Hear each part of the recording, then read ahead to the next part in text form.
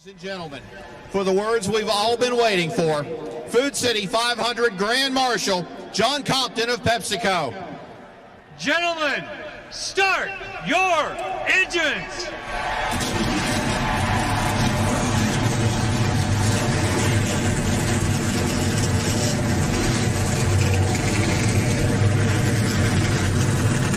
And 22-year-old Kyle Busch went back-to-back. Will Greg Biffle get into victory lane? Will it be Jimmie Johnson or Jeff Gordon for Hendrick? Stick around. We'll find out. NASCAR on Fox.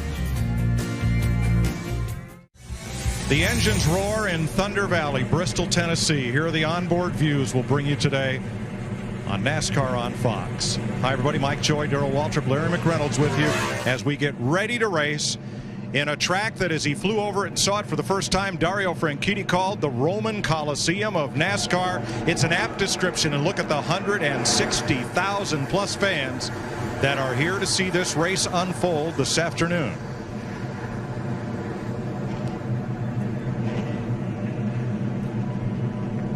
.43 cars at the ready. The pace car leads them off pit road with last year's champion Jimmie Johnson on the pole with Jeff Gordon. The field set by last year's points for the top 35, then winning drivers and champions, and then this year's point standings to fill out the 43 positions.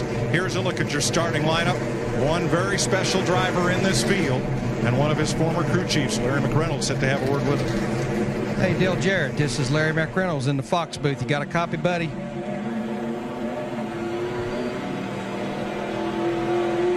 Dale Jarrett, Larry McReynolds, you got a copy on me, buddy?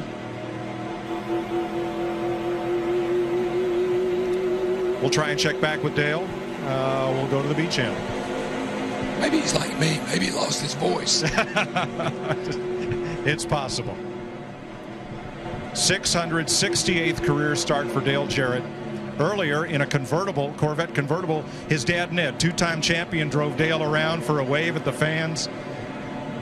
It's a very emotional day, as it is every time we come to Bristol. Hi, everybody, and welcome high atop this great world's fastest half-mile speedway with its compound banking and the COT making its third appearance. We got a lot of storylines today, but the Jarrett family is pretty special to all of us, and I'm getting choked up here, Darrell, and you're out of voice. So, Larry, it's a big day. Well, it is, but this is our first short track race of the season. I think all these guys, they've had old Bristol circled on their calendar. We have some unknowns. We had a heavy rain go through here last night. The racetrack is what we call green. There's no rubber, and I think we're going to have a lot of guys that are going to be out of control when they drop this green flag, and I think it's going to be interesting to watch the comers and goers. You've got Ryan Newman, who had a fast race car. He'll be at the rear of the field because of an engine change. And how about Sam Hornish making his first start here? He's up there on row 4. It's going to be big for him when they drop this green flag. Well, I went through what Dale's going through 8 years ago, and I rode around with tears in my eyes the whole time.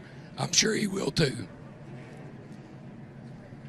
Ready to race in Bristol, Tennessee. We'll mention Dale Jarrett will compete in the Sprint All-Star race in May, but this is his final Sprint Cup points race. Make it a great day with the perfect balance of flavor and refreshment. Just turn left and enjoy Budweiser, the great American lager.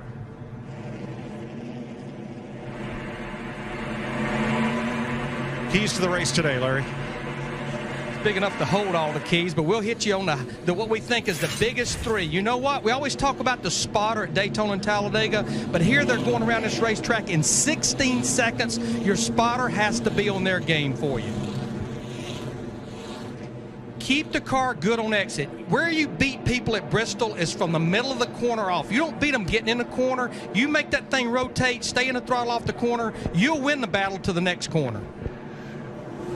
And you know what? One simple word, all capital letters, 500 laps, 3.5 hours, just plain old survival. Stay around, be on the lead lap, and see who's left. This track has been compared to flying jet fighters in a gymnasium. It's also been described as when you run 500 laps here, it's like riding 500 laps in a clothes dryer, and by the time you're done, somebody's lost a sock or two. It's a very unique speedway, and we are set to go for 500 laps. Ned Jarrett atop the flag stand, two-time champion and a great inspiration and father figure to many of us in this sport. Son Glenn, son Dale, daughter Patty, all involved in racing. And Dale to take his final laps in points competition today. I'll do it for DW. Boogity, boogity, boogity, boys. Let's go racing. Let's go racing, boys.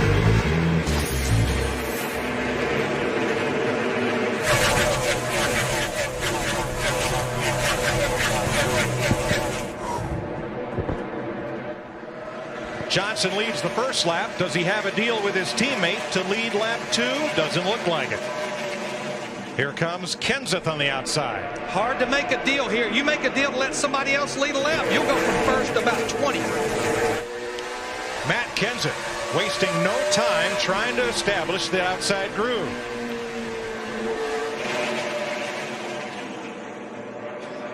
And I think one reason we need to see some patience here is because the racetrack is green like we were talking about. NASCAR will throw a competition caution at lap 50. So the goal, stay on the lead lap until lap 50. Then you can make that car better.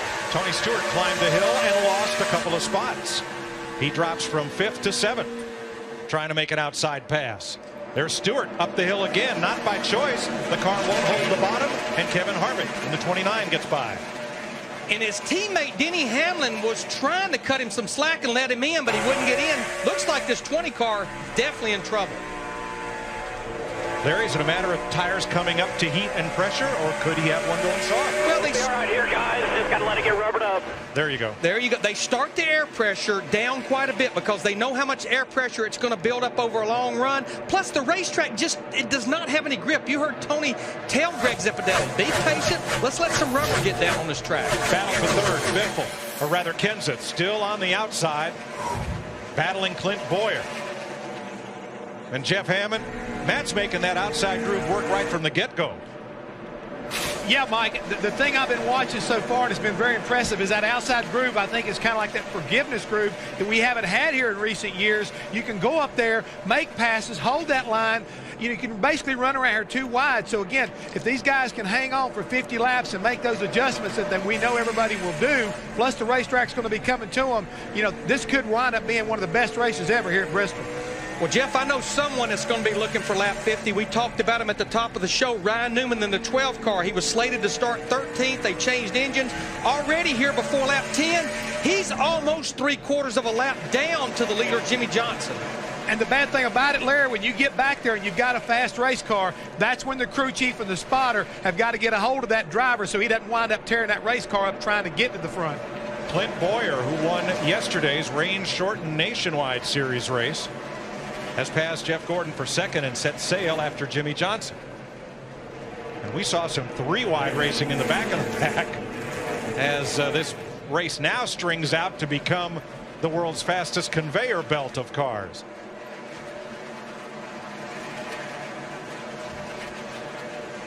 From the air, you see the leaders not too far away from catching the tail end of this pack. Talked about Ryan Newman. He's put a little cushion in between him and leader Jimmie Johnson. He got by Jeremy Mayfield, Mike Skinner in the 84, and Dave Blaney in the 22. But now the leaders are in the same corner as that group. That car just hit the wall. A struggle to stay on the lead lap here in the early going. And that lead battle is heating up. Here is Bowyer underneath Johnson. No fight, no contest. Let him go. Well, the thing about it, Jimmie Johnson's a smart guy. He knows if he fights Clint Bowyer, that will bring Jeff Gordon in the 24 and that other group right up to him. You don't want to push the issue this early in the race. Casey Mears had a look in underneath Matt Kenseth. Mears in the 5. He was good in practice. 3 Hendrick Chevys in the top 5. No Chevrolet has yet gone to victory lane this year. And does Casey Mears, does he ever need a good run? He's one of those guys that they talked about in the pre-race. It's in the danger zone of falling out of the top 35 in owner points, and he wants that position for Matt Kenseth in the 17. And Tony Stewart drew a bead on Kevin Harvick, couldn't make the pass. Things stacking up off turn 2. Jeff Burton had to roll out of the throttle to keep from getting into Mears. And Burton's got a mirror full of his teammate Harvick. Then it's Hamlin, who was fastest in the first practice, and his teammate Tony Stewart.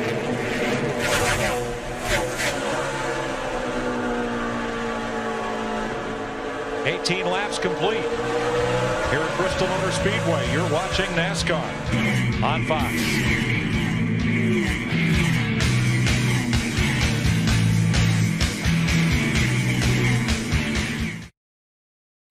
Laps complete. Clint Bowyer, the new leader.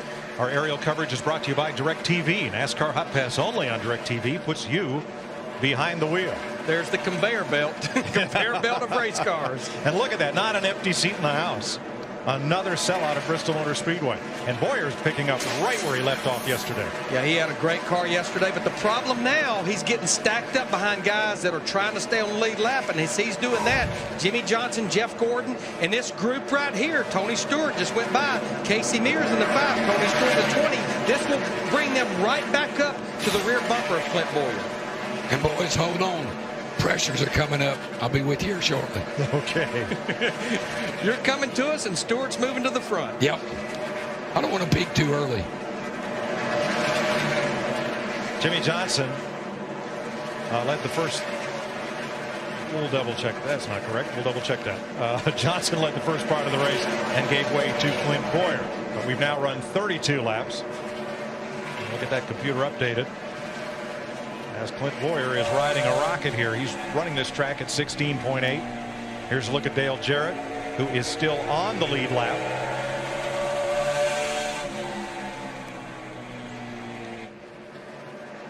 Yeah, Dale is right now, he went a lap down just about a lap ago to Clint Bowyer. Here's the other two Richard Childress teammates, Kevin Harvick in the 29, Jeff Burton in the 31. Those guys battling for 7th. No longer a battle between those guys. We didn't have a lot of happy people in the practices yesterday, but actually both those two Childress cars there, Harvick in the 29, Burton in the 31, were pretty pleased with their race cars. Now, Kyle Petty was very strong in practice, but again, Larry, I think he's a victim of starting in the back. There's just no way to gain enough ground to stay out in front of the leaders when you're back there. Yeah, that, and plus that's the kind of race Kyle runs here. Real conservative early on. Okay. Take care of the car. You'll come back. But you're right, Mike. Starting at the back yesterday, watching the practice session. In the first practice, all 43 cars were out there. I think 2.5 to 3 tenths separated the entire field. Almost everyone was running the same speed. Kyle Busch just got in the back of Kyle Petty. And both cars able to continue, but there was some pretty heavy contact there. But while we're talking about Kyle Busch, now remember the field was set by the owner points from 2007. Let's take a look at this. Going down into turn 1, he runs up on the back of Kyle Petty, just squeezes up in front of Sam Hornish in the 77. But Kyle Busch started back in the 22nd position. Right now he's in 12th, now looking at the top 10. 39 caution-free laps completed at Thunder Valley. Clint Bowyer leading in Sprint Cup racing presented by AutoZone. Lapping cars at will. He just moved past Travis Kvapil and Dale Jarrett. Next time by should be the 50-lap caution. Here comes Jarrett trying to get himself into the free pass position. Can't do it. And we expect that competition yellow. There it flies. Coming to the caution. So it looks like Travis Kvapil will get the free pass in the Yates Racing Ford, number 28. You know, it's the car that won here last year. Yeah, it was Carl Edwards' car that won here last fall. Right. Was sold to Yates Racing. Biggest mover in this race. Is anybody surprised? Kyle Busch has come from 22nd to 11th. Now we have a very unique pit road here. We have 2 pit roads, one on the back stretch and one on the front stretch. Everyone will enter right here, and pit road pretty much goes around the apron and all the way down the front stretch. It's pretty much to put everyone on equal ground as far as their pit box. So everyone will enter coming into turn 2, and we expect that pretty much everybody will beat a pit road for 4 tires and probably a lot of adjustments. NASCAR called for this competition caution due to the rains that just pelted the speedway last night, washed all the rubber from the racetrack that we had from the Nationwide Series race. And you can see all that rubber right there. That's 50 laps of racing, and that's already got that built up. We used to call it marbles. Now we call it what? Shred that gets up there. That's just what it looks like. But Darrell, you and Jeff talked about it in the pre-race. Tire wear was definitely a concern. That'll give them a pretty good gauge there because it will only get better once the rubber gets down on the track. Well, you heard Stewart say, let it rubber up, then we'll be okay. Clint Bowyer has led 39 of the 52 laps as pit road opens. Here's Kristen. Under caution, they all come in off of turn 2, and Clint Bowyer has the very first pit stall. Gil Martin said, "Clint, how's your car?" He said one word: good. No changes planned for the 07. Dick Berggren. Jeff Gordon started in the second position. He has lost 5 spots. The car was tight from the beginning. It has gotten no better as the race has unfolded. They're going to try to adjust, loosen the car up for him at least a little bit. He is one of the favorites to win the race today. Steve Burns. Matt Kenseth in the 17 hits pit road. Dick, he said his car was terribly loose at the beginning of the race. It's gotten a little bit tighter. He needs more grip in the front. They're going to drop the track bar, Matt. Johnson and Stewart pitting on the front stretch. Significant change for Johnson. His car was free on exit. Stewart says his car wasn't bad. He just didn't want to make a big adjustment that might hurt him at the beginning of the run. Boy, that was a close battle off pit road. They're pretty much going to leave pit road about like how they came in. So the first caution of the day is a NASCAR competition yellow for everyone to check tire wear. And Clint Bowyer is still our leader.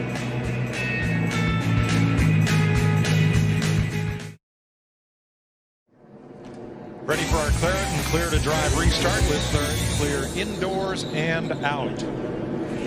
37 lead lap cars as we get set for this restart.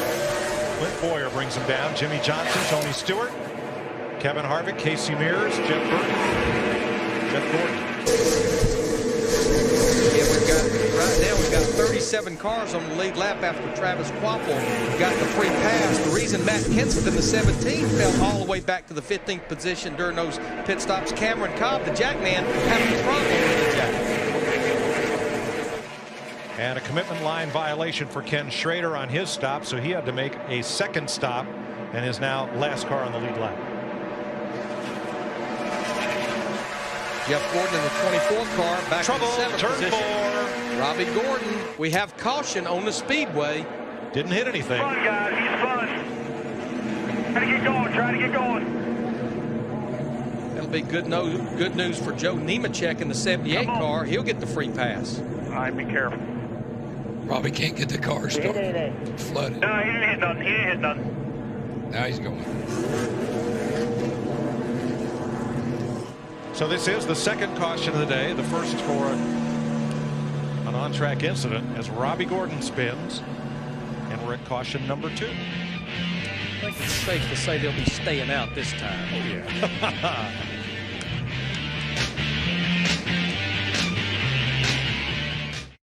Bristol Motor Speedway, we saw Robbie Gordon spin to bring out this caution. You see coming down onto the flat, broke the struts that hold that splitter up off the ground. We saw him spin. We didn't see why. That's why we have Fox 3D, which gives us a virtual GPS guided view of what happened. And there's contact from Kenny Schrader. But it looked like Robbie just turned down right on Kenny Schrader. I mean, Kenny was all the way at the bottom of the racetrack. There's a look at it in progress. And I think when he maybe broke those struts was probably right there when he came down off the banking onto the apron, and it shoved the splitter up and broke those strut rods. But that's what happens here. The guy that's on the outside, you think that the guy on the inside is going to give you some room, and he doesn't do it. Takes away your line. And that's what I talked about at the top of the show. One of our keys, your spotter can be your best friend here. He's got to be on his toes nonstop. Steve Burns. Mike, when this race started, Kyle Busch said his car was really tight. It wouldn't turn through the corners, wouldn't roll through the center. They made a pretty big adjustment 2 rounds down on the track bar, Matt. The biggest adjustment tool that Carl Edwards needed was a bungee cord. His shifter kept popping out of gear during that first run. They handed it through the window. The problem was it was too long. He had to wrap it around several times to Kristen. Dale Earnhardt Jr. said his car was horrible, so tight it would not turn in the center. They made left side air pressure adjustments on that stop to help free him up. Joe Nemechek got the free pass as we get ready to race once again in Bristol. 65 laps complete. And I would be pretty concerned if my car was tight and not turning now, because we know when this thing gets rubbered down, and we're not going to go this time. When this racetrack gets rubber on it, we saw it yesterday in the Nationwide Series race. We also saw it in practice yesterday, Dick Berggren. They get tighter as you go into a run, Dick. Well, Kurt Busch's car is definitely tight right in the middle of a corner. He is a 5-time winner here and one of the pre-race favorites. But he had to start deep in the field, 36, because of that point swap that was done early in the year. And right now, Busch has worked his way up to 24th from 36. They've adjusted the car to try to make him faster. Kurt and Kyle, the Busch brothers, with Ryan Newman, who changed engines and started in the back, the biggest movers of this race so far. See Paul Menard there in that 15 car. We actually watched him yesterday in practice. He looked awfully good. They waved off the restart due to some debris on the back straightaway that they're going to clean up. There's a look at Paul and Eric Almirola right behind him, 16th and 17th place. Here's some of your Chevy drivers to watch. Chevrolet trying to break into victory lane for the first time in 2008. Kurt had told me that he has to drive this track really different than what he used to since they've redone it. Yeah, after the race a year ago, in fact, Darrell was part of the demolition crew. They dug all the concrete up and put a complete new surface before we came back in August. And it's really, really smooth. I mean, it's so smooth. We're on 1 to go. Let's give an attaboy to Joe Nemechek's crew, because on the competition yellow, they got him out first of the cars 1 lap down. That put him in position to get the free pass, which he did. Nemechek is back on the lead lap.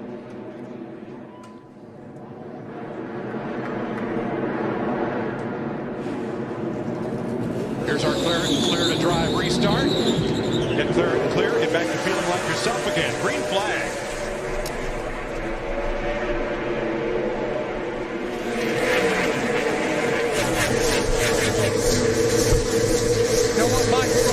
Getting old DW cranked up before the end of this 500 laps. So while we're working on him, what do you think? Crank it up.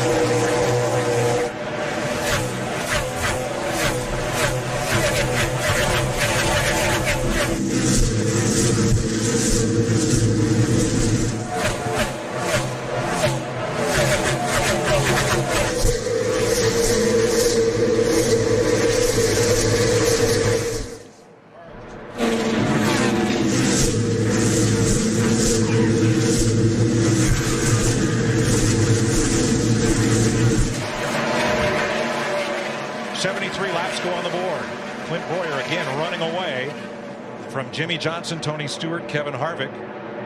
Dale Jarrett right now in the free pass position, 1 down. But here is the danger zone right here. This all stacks up from here on back. Yeah, I was going to say the danger zone is from here all the way to the back of the field right now.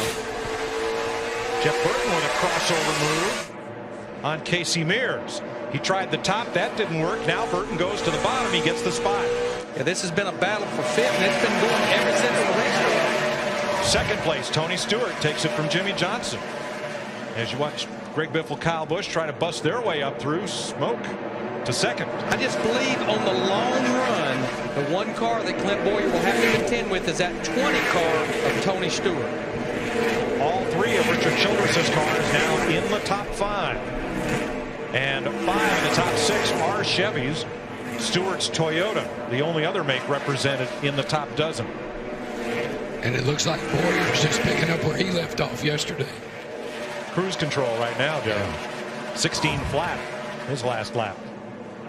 Yeah, what we saw in practice yesterday is on into a run. If you could run 16 O's and 16 teens, you were actually pretty good. Now here's Denny Hamlin challenging Casey Mears in the 5 car. Denny in the 11. This is a battle for 6th.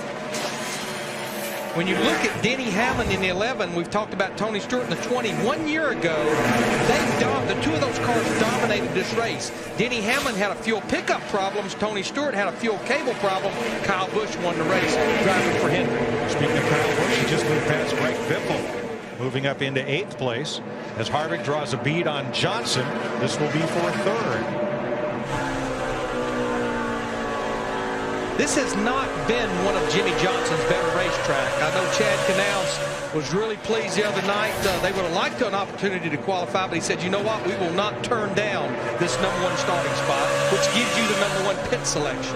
Last year, Johnson won 4 of the 6 short track races on the circuit. The 2 he did not win, the 2 at Bristol. Matt? Mike, if you look at Jimmie Johnson's past 5 races here, you'll understand why he felt like he already hit the lottery. Started P1 due to starting by points, has one of the best pit stalls on pit road, and then he told crew chief Chad Canals, the car just feels so fast. It is working so well, so early, which was music to Canals' ears, because this has been one of those places where they have struggled in the past. Right now, he's just riding in forward. Thanks, Matt. Kyle Busch has climbed to 7th. Biffle up to 8th. And here's a look at Juan Pablo Montoya in the top dozen where he's been all race. You know, I've been watching him, and he's one of the guys that really wanted an opportunity to qualify on Friday. Because of the point situation, he started in 21st. He's by far the top running Dodge right now. He's moved up to 12th. I talked to Juan this morning. He said, I'm telling you, if I can stay out of trouble, I've got a good race car for today.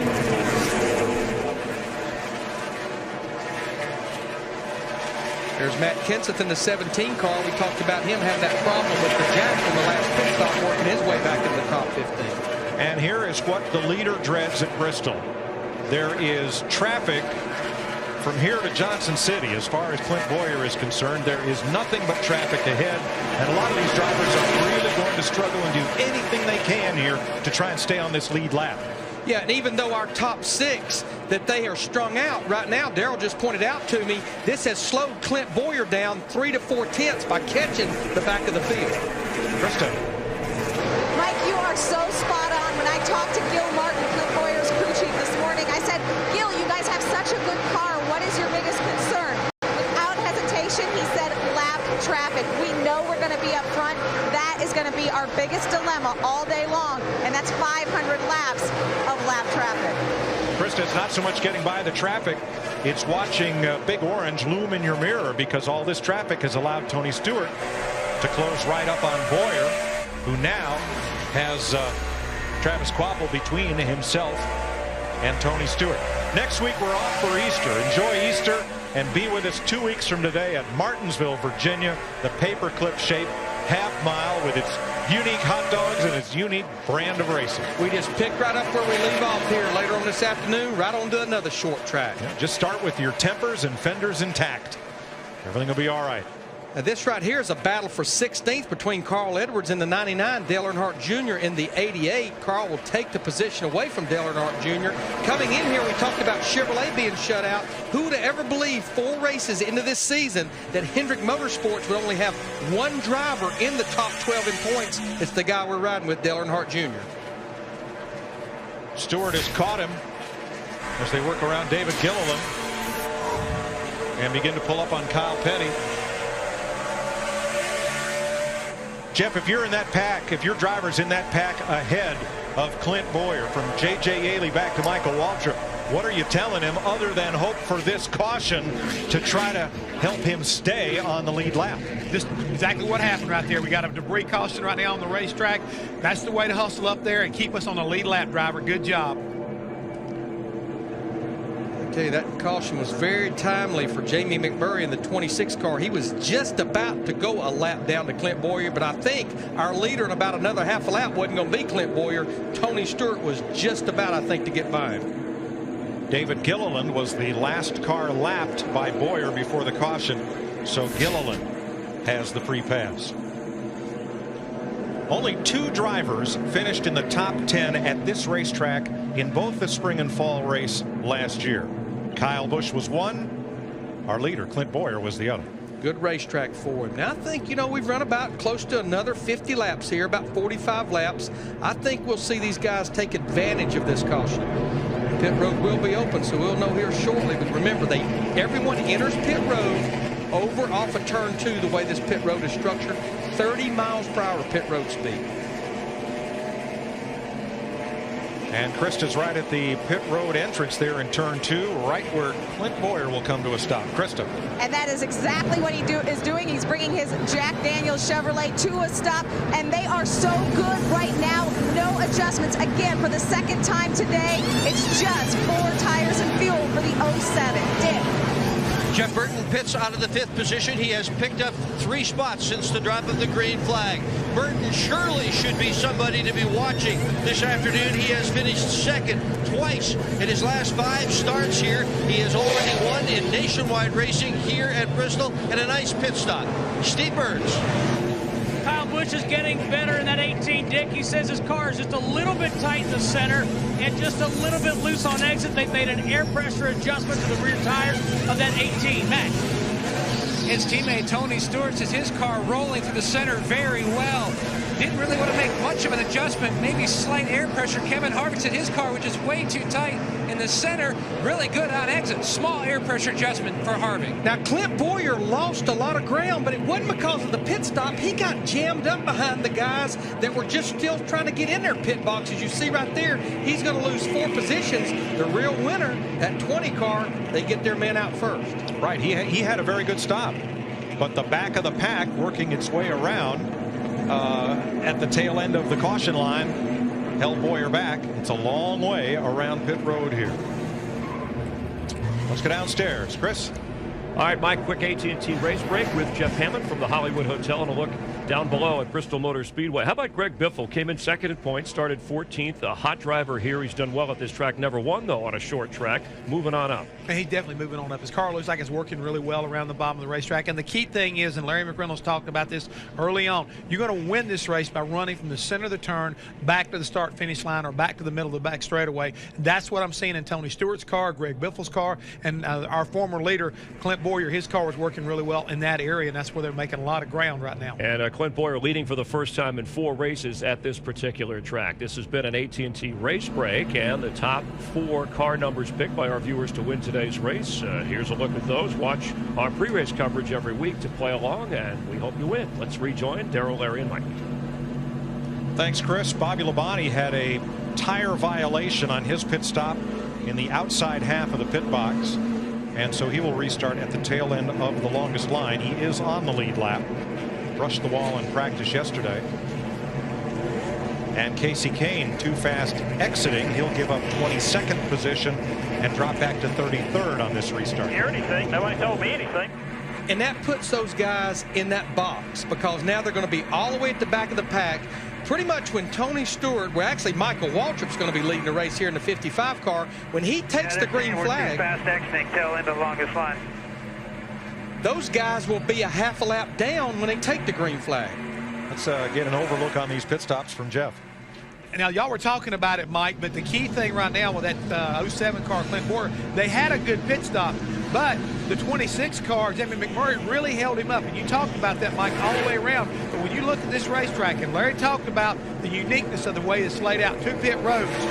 We got so many good cars on the back straightaway and so many good cars on the front straightaway that we got a lot of other guys that are basically a lap down in between them.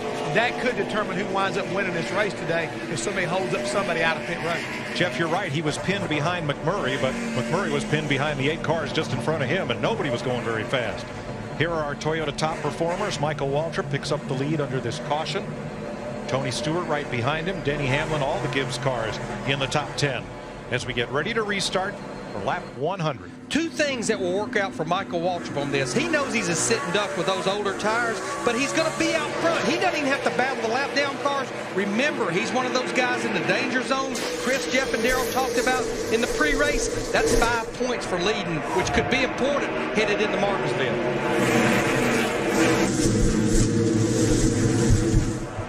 Michael Waltrip leads with the green. Here at Martinsville, Tony Stewart wants the lead. He's got the bottom.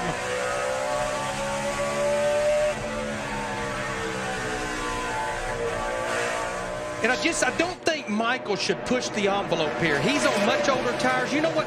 Find you a place and just kind of get down in there. And sooner or later, these guys, their tires will start going away on them.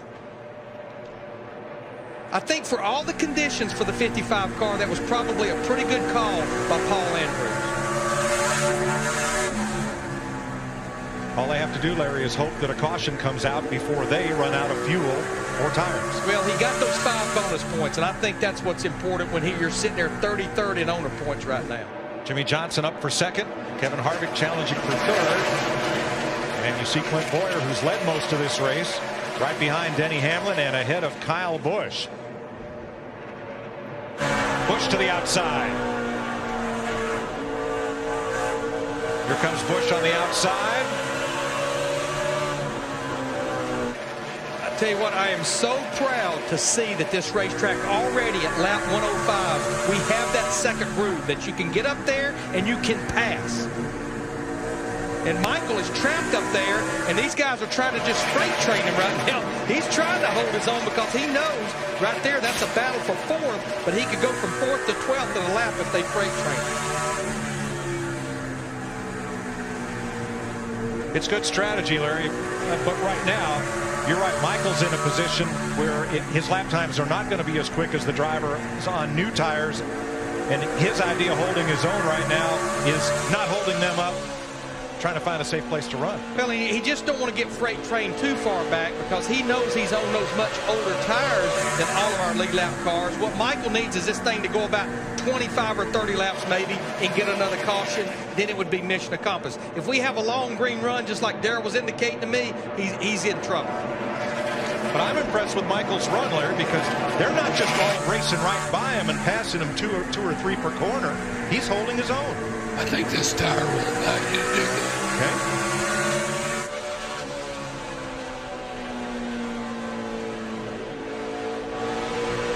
Jeff Burton getting past Michael for 7th.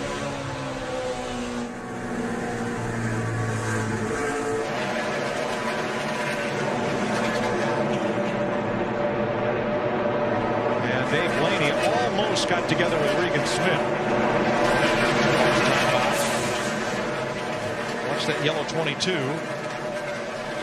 Dave just had to jump back out of the throttle for whatever reason, and it just stacked up behind him. Of course, Dave is a lap down back in the 42nd position. Regan Smith in the 01 still on the lead lap. Now we're riding with Casey Kane. Remember, he had to go to the back of the field because of a pit road speeding violation, and right now he has made his way up to 29th position, but he's 2/3 of a lap behind the leader.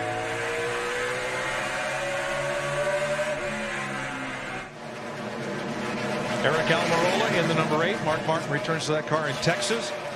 Battling Juan Pablo Montoya. That's for 14th with Carl Edwards and Paul Menard part of that mix. Pretty impressed by that run by Eric Almirola. He has a start here back in August, but he got very little practice time. They lost an engine in practice, and he struggled in the race, but pretty impressed so far as he's up there in the top 15. Now we got a battle for 3rd between Denny Hamlin and 11. It's not going to be a battle that's going to last long. Hamlin will take that position away from Kevin Harvick. Matt Yoakum is the Hamlin going away on the 29. Matt? We'll get back to him, Larry. You hear Harvick pick up the throttle as Kyle Busch gets past Clint Bowyer. And he's going to, thought he might bring Jeff Burton with him, but Burton drops into Bowyer's tire tracks because this battle's not over. Kyle Busch has found a groove up there in that second lane. Now it looks like Bowyer's going to prevail, but it just seems like Kyle, he has found something up there in that second groove. And Bowyer and Burton continue to work the bottom.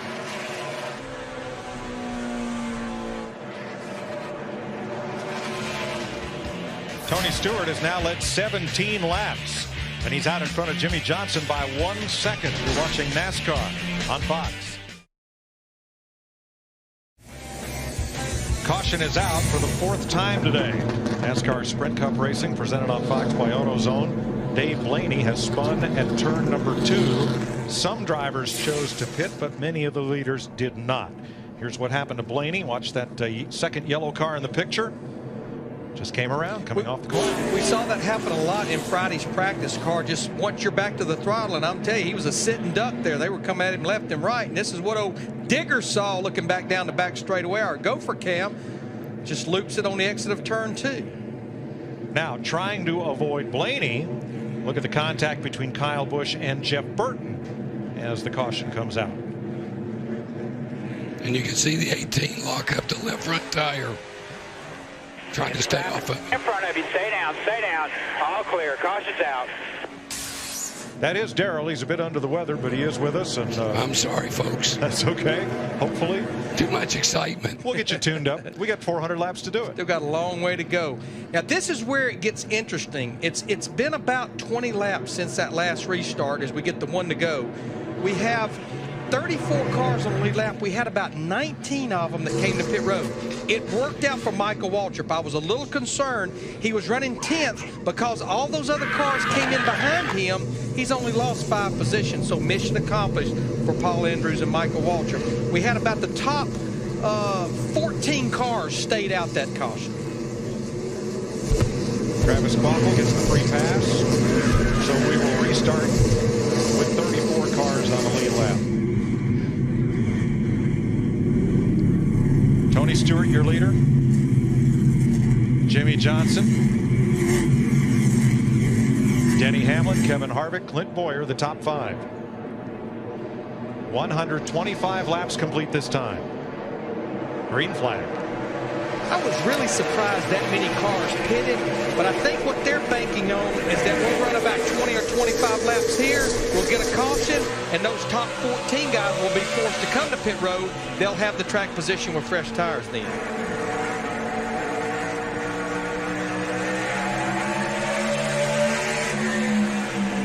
This is where the spotter earns his money because he's got to keep track of who's got fresh tires and who doesn't to help his driver navigate through. Steve? Mike Martin Truex Jr. in the one car says his car is a little snug, but he said on several occasions the front end is bouncing in the middle of the corners. In this place, even though it was just resurfaced, and Darrell did the drive around yesterday, talked about how bumpy this place is. It's almost like a concrete highway that's had a lot of time put on it. You get those bump, bump, bump, bump, bump, bump. And when this air pressure builds up in the tires, which it will over a long run, that even magnifies the problem.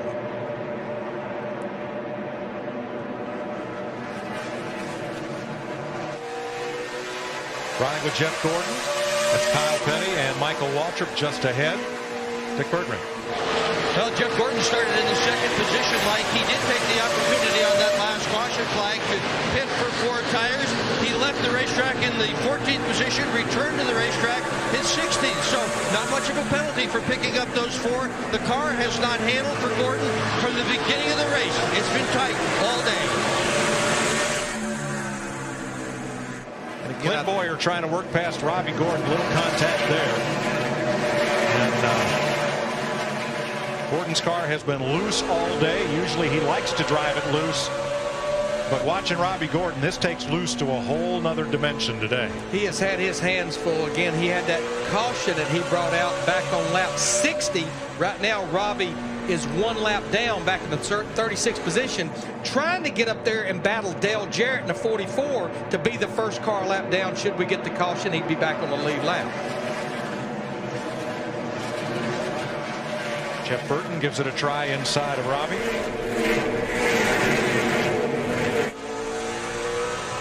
Kyle Busch behind him, and then Brian Vickers and Greg Biffle and Dario Franchitti.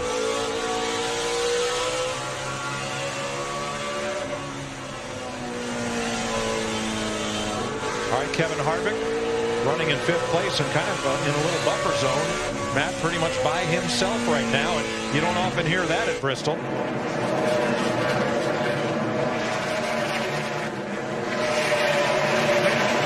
Racing with a lot of motivation is Kevin Harvick. Now, he's a guy that pays attention to detail. In fact, he likes to paint everything on the car yellow. Todd Berger said, well, if that's the case, you score a top 10, we'll paint the side skirts yellow. That's what he did. They had another, paint the end plates yellow. He got another top 10. Then the roof rails. He said, we get a top 10 today, we're going to start painting the brackets on the back of the wing yellow. Harvick, though, says the car a little too tight at this juncture.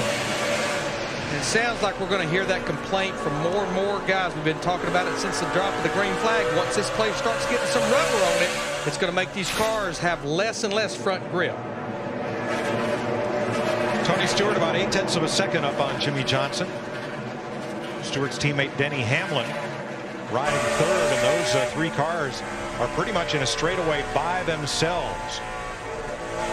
They've got Dale Jarrett, a lap car, before you get to Kevin Harvick, Clint Bowyer, Jeff Burton, and Brian Vickers, who is a lap down. And moments ago, watch the 6, David Ragan.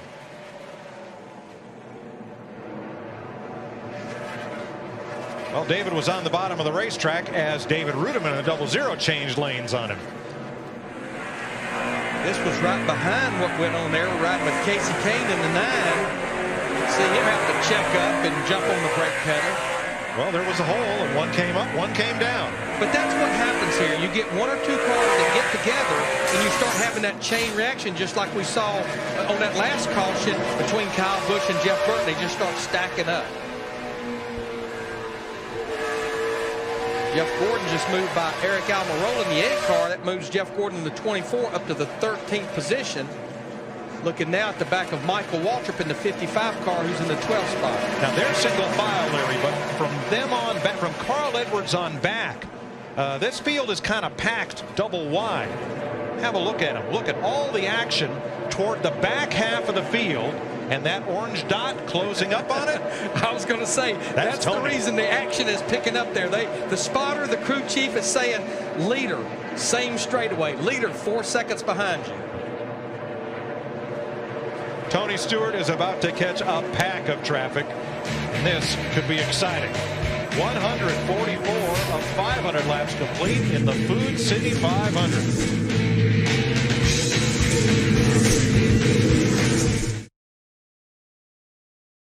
Kasey Kahne rather be chased by those girls in the Allstate commercial or by the number 20 car that's trying to put him a lap down? We know you don't like to watch commercials, but you know what? It doesn't get any better than that driver's uniform that he's wearing. And we had Kasey Kahne on our trackside show Friday night. He told Daryl, Jeff, and Steve, that was me. I was doing all the dancing. I'm not a great dancer, but that was me. That's great. Nice suit. Here comes Tony trying to put Kahne a lap down. Not because Kasey's a slow car, but because he had that pit road penalty. He doesn't have a great car, and when you're put in the box of at the back of the field, then obviously you see in just a few short laps that 20 car of Tony Stewart has caught him. Now what Kasey's going to try to do if Tony gets by him is stay hooked to the rear bumper of that car and be the first car lap down. But I don't know if Tony's going to get by him with ease. But Jeff, look at the traffic here. If Tony goes to the outside to pass Kasey, there's Elliott Sadler. If he goes to the bottom, there's Kyle Petty. There's nowhere to run here, nowhere to hide, and nowhere to pass. No, but Mike, right now is when you got to be patient. Tony Stewart, now he's got the bottom line, what he was looking for. He got underneath the 9 car right there, so he's got to run on Kasey. If he can hold him, that's the key part. Now, that's where the spotter and the crew chief have got to be on the radio telling Smoke, got to be patient, buddy. Got to be patient. Work him good. Just be smooth, and let's don't tear the front fenders off of it. But again, when you're leader, everybody's trying to follow you, but everybody's in your way at the same time. So you've got to be patient and work your way through the traffic. It will open up. It will just be smart. Just ahead of Stewart, Elliott Sadler on the right, David Rudiman, Mike Skinner again, Jeremy Mayfield, and then Dale Earnhardt Jr. I was going to say, the best friends that Dale Earnhardt Jr. has right now are these lap-down cars, plus David Rudiman. And David is still a lead lap car. Had one of the fastest cars in practice, every one of our practice sessions, but started at the back, and here he's trying to stay on the lead lap here at lap 162. The jam car in this bunch is the 70. Jeremy Mayfield is 2 down and about to go 3. Rudiman trying to get past Mayfield, and they touch.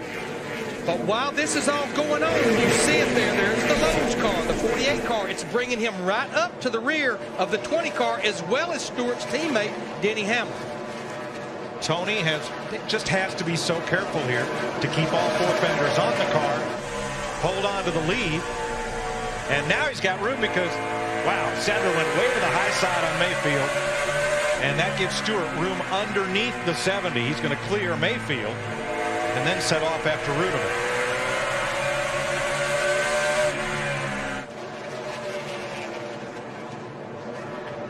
And that gave David Rudiman a lot of breathing room, along with Dale Earnhardt Jr., Reed Sorensen, and Kurt Busch, which are the next cars up ahead. But I'll tell you, we talked about Dale Earnhardt Jr., the 88 car. I've been watching watching him, he has moved that car all the way up to about 1 lane off the top of the racetrack. Look how he's diamonding the racetrack. You can see him. That's as high as anybody's running right now. Krista? Dale Earnhardt Jr. loves the High Line every track he goes to. And I talked to his crew chief, Tony Eury Jr. this morning. He said Jr. wishes he could run up here. We talked about in our practice shows this weekend, there's so much rubber, the marbles that collect up there. You can't really run the High Line, but like you just saw, Dale Earnhardt Jr. is pushing it as close as he can. He said on the last run he was a little free in and off, but better in the center of the turns. Trouble for Dale Jarrett, starting his final Sprint Cup points race. Came down the backstretch a lap ago, felt a tire going down, and pitted. He had been running in the free pass position and doing a really good job of being the first car a lap down, but now he'll go several laps down. And this is a battle for second. Denny Hamlin in the 11 car, he had moved up about a lane off the bottom, but Jimmy Johnson in the 48 will use Travis Kvapil as a pit and hold on to the second position. This battle is about a second and a half behind leader Tony Stewart. There you see the battle for second on the right and the battle to stay on the lead lap on the left.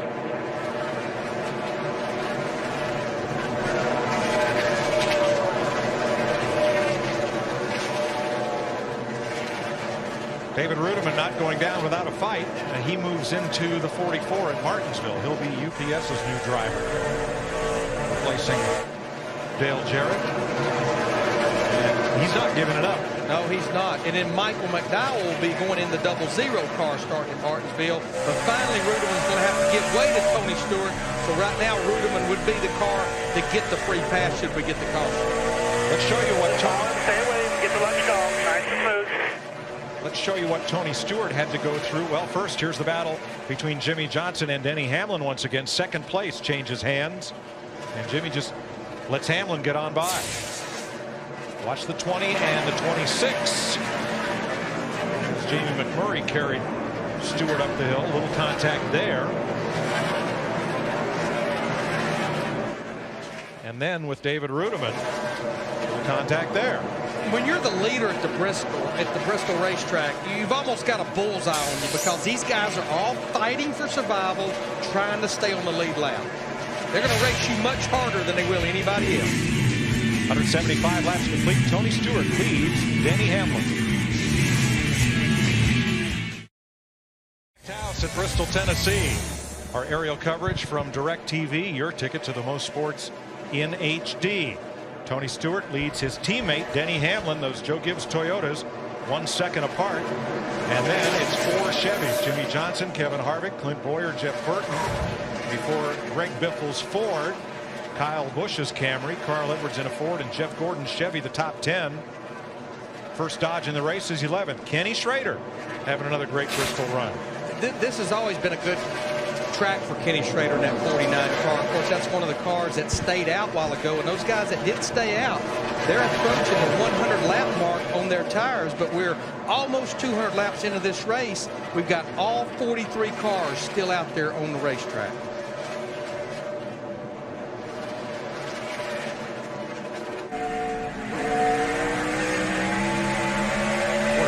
McMurray just about hung there up off turn 4. And Kenny Schrader and Paul Menard and Ryan Newman, all these guys had nowhere to go. Paul Menard had worked his way up to the 13th position. And Schrader was, what, 11th? Damage on Bobby Labonte in the 43 car there. Now that spin and crash happened in turn 2, but it started all the way back in turn 4. Which is not unusual for Bristol. Murray can't get going. His luck has just been horrible these last few weeks. Wrong place, wrong time. Now watch the 40 and the 26. Franchitti in the 40 car walked up the racetrack, got into McMurray. And then Franchitti gets into McMurray, nowhere for Schrader to go, and then there they just start stacking him in. As he turned out on them, they just start stacking in behind him. It looked like they had it all straightened out, and then somebody made a sharp left turn, and they got together.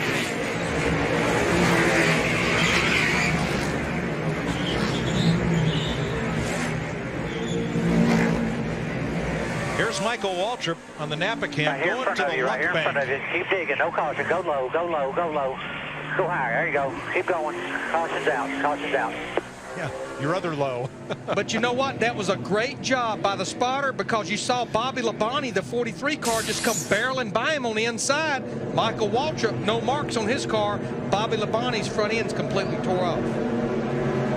Fifth caution of the day. J.J. Yaley will receive the free pass there in the number 96. And this time we expect all the leaders will stop. Denny Hamlin, Tony Stewart lead them on to pit road. Jimmy Johnson, Clint Bowyer, Kevin Harvick. Here's Kristen. Clint Bowyer calling for his first adjustment of the day. He said his car is getting just a little bit tight in the center, off on the turns. They're going to make a wedge adjustment, also an air pressure change for Clint Bowyer. Dan. Jeff Burton has been running in the top 10 all day long. He pits out of the 6th position for this pit stop. He wants the car to turn a little bit better in the corners than it is, so they're going to make a minor adjustment to accomplish that. Steve.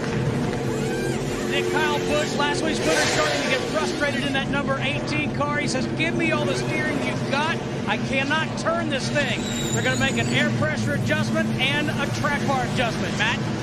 Denny Hamlin asking for the same thing he got last time. That's more air pressure adjustment and a chassis adjustment. Meanwhile, Tony Stewart trying to keep up with the racetrack. They were going to gun for a wedge adjustment. Kyle Busch pitted out of the 9th position as we complete 193 laps. Tony Stewart first off pit road. 193 complete in the Food City 500. You're watching NASCAR on Fox. We've just gone green at lap 197. The Gibbs Toyota's first, second, and 9th. Denny Hamlin looking to lead this race, and does. Gets back out in front of teammate Tony Stewart. Second time that Hamlin has led today. The way he got the lead from Stewart just prior to the caution was Tony slowed up as J.J. Yaley climbed the hill and got into the wall in front of him. And here's a look at it on the right of your screen. I almost get a feeling that Tony Stewart's spotter talked to him about the wreck happening in turn 1 a little quicker than Denny Hamlin's spotter did. Now Stewart just lost a couple more positions to Jimmy Johnson in the 48, Clint Bowyer in the 07.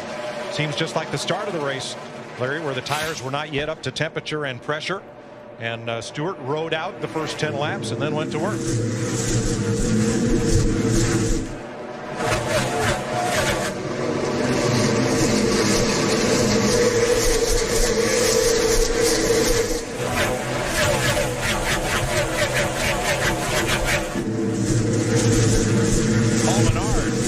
Has been black flagged.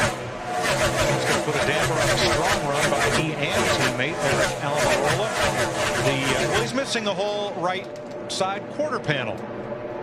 And I think there's definitely some things dangling off that car. Yeah, Paul went from a top 15 car to right now he's a lap down back in the 33rd spot. And they're going to continue throwing the black flag. You know, what they're hoping for is to get a caution. It's actually the back panel underneath the rear wing. They're hoping to get a caution, but it looks like he's going to have to come to pit road. Quarter panel's gone. Which, no problem. You can race here without that. But I think the concern was that back panel flapping was going to come loose.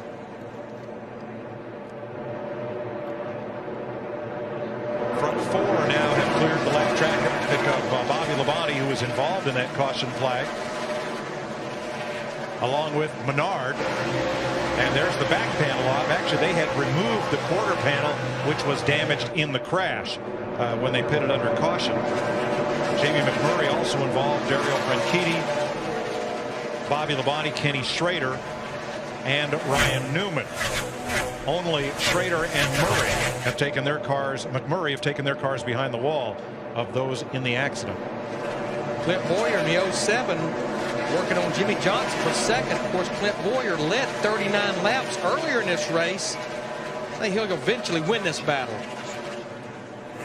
And something we haven't seen much of the last 2 days here, sunshine on this speedway. And that definitely will make this track lose some grip. You know, we've not seen the sunshine since we got here on Thursday afternoon. But while these guys, they've been battling side by side for second, we're riding with Tony Stewart. It's pulled him right up to the rear bumper of Clint Bowyer.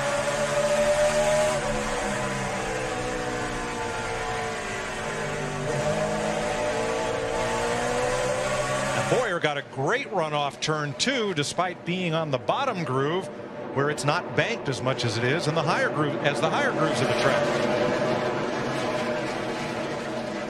You mentioned McMurray is behind the wall. They will be back out on the racetrack. They had to do some welding on the frame, and he was also complaining about his throttle sticking, but they will get that 26 car back out there. Jeff, what does this change in the weather do for your sunny disposition and your plan to adjust on that car late in the race? Well, the good thing about it is, Mike, it is a concrete racetrack, so the sun doesn't have quite the amount of effect it does on the asphalt track. But this place will still get greasy. As you see right there, Jimmie Johnson kind of slides up the racetrack. So right now, my big focus is still going to be give my car enough forward bite so when he goes right through the center of the turn, he can get back in that throttle and drive up off this turn. I mean, no matter what happens here at Bristol, you've always got to keep that in the back of your mind. Forward bite is so important. And guys, I want to point out one thing real quick. I looked on the scoreboard a minute ago. Dale Earnhardt Jr. running that high line, stayed on the lead lap. He's now up there running that 15th position. I think he's still working that high line. Yeah, Jeff, we were noticing right before that caution that his lap times were pretty much mirroring the leaders. He definitely found something up there in the higher line. Ryan Newman has the same problem Paul Menard did. That taillight panel and rear bumper cover is flapping, so he'll have to stop and get that crash damage repaired.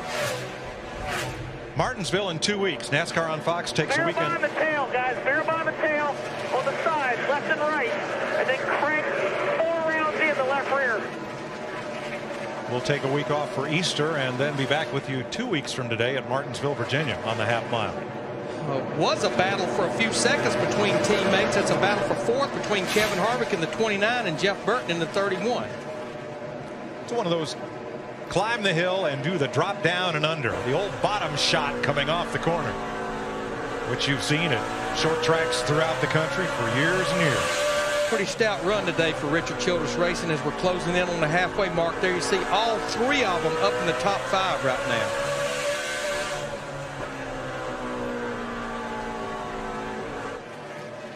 And a look at 2 of the Roush Fenway cars. Carl Edwards 99, Greg Biffle in the 16. They are 8th and 9th right now with 20 cars on the lead lap at 218 laps. You know, going back to something Jeff Hammond was talking about, keeping the forward bite, of course, that's keeping the rear wheels hooked up upon acceleration. And just about the time Jeff reported on that, you heard him bring Ryan Newman to pit road to get that panel off. They told him to crank 4 rounds in the left rear. That's putting wedge in the car. And what you're doing there is you're really helping forward bite, getting off the corner. Remember our key? You get off the corner. And don't worry about getting in the corner. Denny Hamlin's getting in and off the corner. He is 1.4 seconds ahead of Clint Bowyer, Tony Stewart, and Kevin Harvick.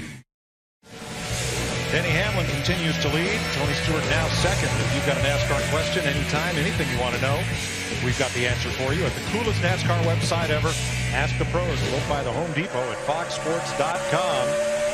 You can ask Daryl, Larry, or Jeff 24/7 your questions about NASCAR and hear the answer at foxsports.com/askthepros. Yeah, and I'll type you right back. We're always on call. That's why he lost his voice. How about thread the needle? That's what Tony Stewart just did. Trying to gain ground on teammate Denny Hamlin. He's about 1.8 seconds back. Kenny Schrader has returned to the racetrack. That leaves only Jamie McMurray in the garage. Although Schrader ran a couple of laps and may have gone back there. Jeff? Larry Mack. Yes, sir. You're going to sleep on me, buddy. That there was a car 4 laps down with a car 3 laps down, and I'm the crew chief on top of the box leading the race. Get them out of my way before I come unglued. This is Bristol. They're gaining on me. Get out of the way. I have definitely come unglued before here at Bristol. Bristol brings the best out of all of us. Jeff, you keep that up, you're going to lose your voice, too. Well, hey, sometimes there's a place for it, Mike, and this is one of those times you got to be hollering and screaming because nobody is slowing down at Bristol. They're all chasing after you, and you need all the help you can get. So I'm up there telling my spotter to get them out of the way. I got the NASCAR officials, get them out of my way, and I got my driver saying, calm down. I'll get excited. You just be smart. Reed Sorensen in the 41 car, who was a lead lap car, they just had to come to pit road to make an unexpected pit stop, so that's going to put him. You make a green flag stop here, you're going to go a couple laps down at least. On board Dale Earnhardt Jr., who is running 14th, and we listened in. Rolled way over, getting in. Rolled way over. On the right front. Loose in, no forward light. Full turn into center. And that kind of goes back to what Jeff Hamlin was talking about. Of course, he's got three problems. The car's falling over on the right front and loose getting in, which kills the whole corner. It won't turn in the middle when it gets down on the right front. Then when he picks the throttle up, it won't get off the corner. So a lot of adjustments needed on that 88. Yeah. Which one do you want me to fix? Because I can't fix all of them. First. I can't fix all of them. Eric Almirola having a great run here. He is in the top 15, Krista, and has been all day. Well, Mike, we're used to seeing this U.S. Army Chevrolet run up front, but that's not Mark Martin, as you said. That is Eric Almirola. His first race of the year. He's only tested so far this year. I said, hey, what has it been like spending the last 4 months on the sidelines? He said, painful. Tony Gibson, his crew chief, said he's providing fantastic feedback. I know Mark Martin is watching. Mark, your substitute driver, is doing just fine. I mean, this is only his 7th career start. So not only is his first start in 2008, it's only a 7th start total. And he doesn't have that many Nationwide Series starts. So a great job today.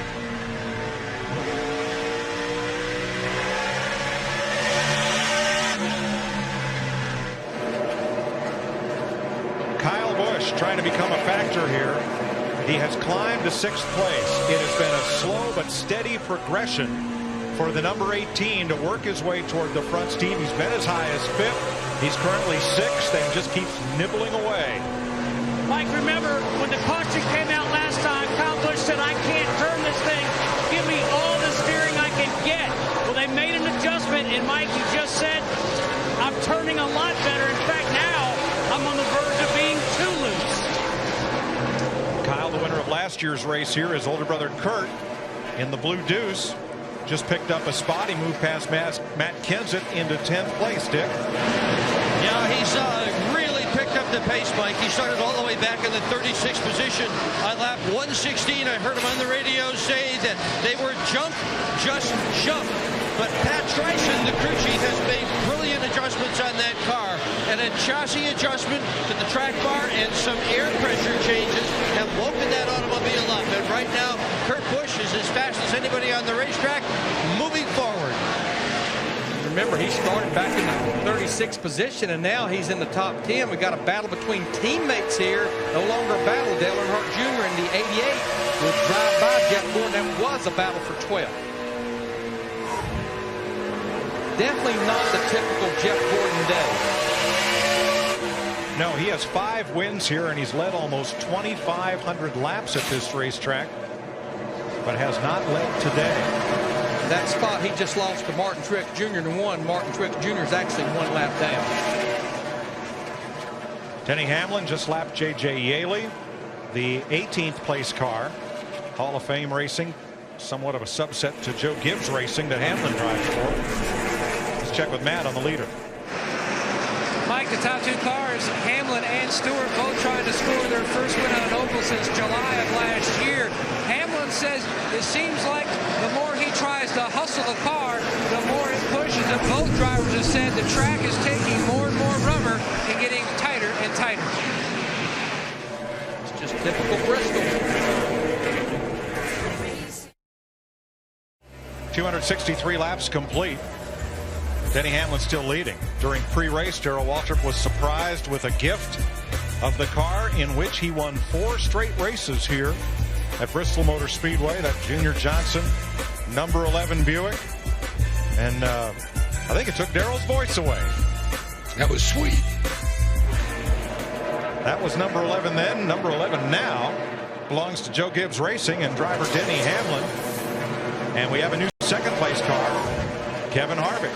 1 lap ago took second from Tony Stewart, but Harvick is 2 laps behind the race leader. And Kyle Busch has moved up to 4th, continuing his steady march toward the front. I believe they just keep making that 29 car better and better. I think this racetrack is going through a lot of transition. You're starting to see it get blacker and blacker in the corners, more rubber getting down. These crew chiefs know that over these last 230 something laps, they're going to have to keep freeing these cars up, but not make them loose, just make them turn better. Now, Clint Bowyer won yesterday's Nationwide Series race.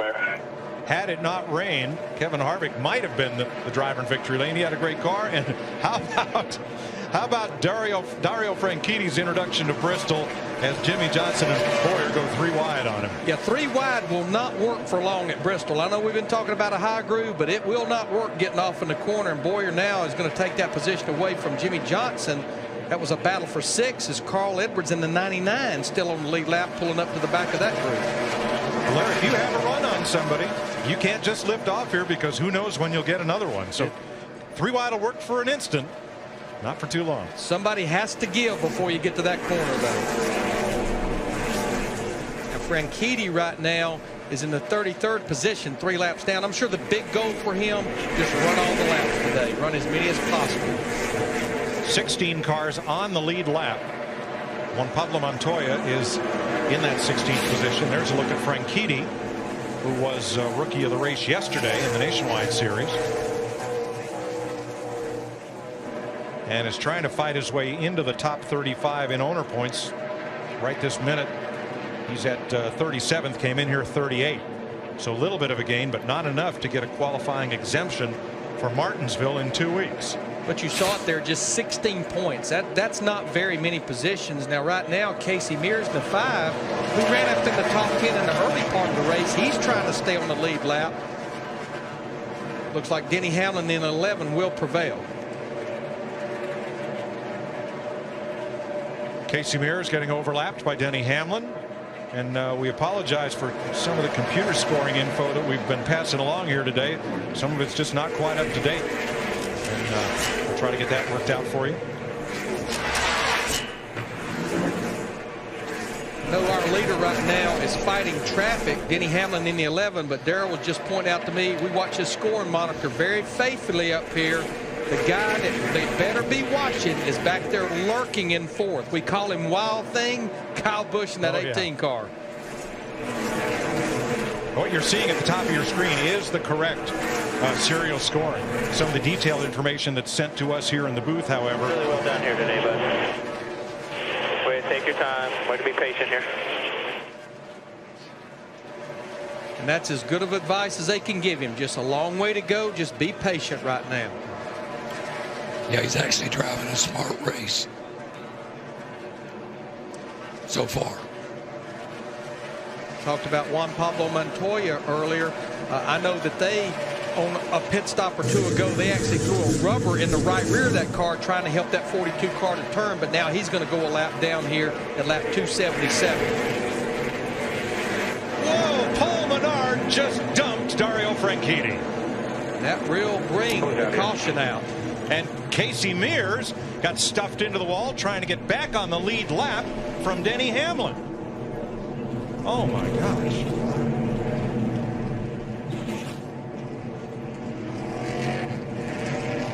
And you know, Franchitti, he got dumped yesterday in the Nationwide Series race by Casey Kane. Well, he just got the Bristol stomp put on him. And poor Casey Mears is a victim yet again. Let's show you how all this unfolded to bring out our 6th caution of the day.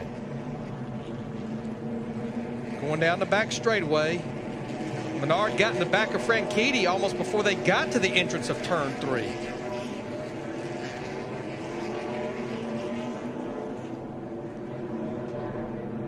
You can just see it almost lift the back of the car up off the ground. Looked like Darrell points out, Franchitti appears to have had a flat tire, and that's why he was off pace right there. And now here's Denny Hamlin, the leader, and Montoya's trying to get back on the lead lap. Gets into the side of Denny Hamlin, the leader. You know, I'm sure Montoya Tab Boy, his spotter, had said caution's coming out, so he's trying to get back by the leader. It sends the leader up into Casey Mears, who gets into the outside wall. And the field is frozen, so can't pass the leader. Krista? Clint Boyer said he needed help center off, but his bigger problem was being loose into the turns. He needs air and wedge.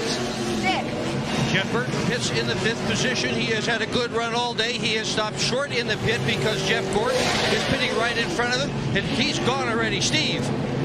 Kyle Busch says his car is now pretty good. He said, I want a little more bite, but whatever you do, don't screw up the turn. Small air pressure adjustment. Matt.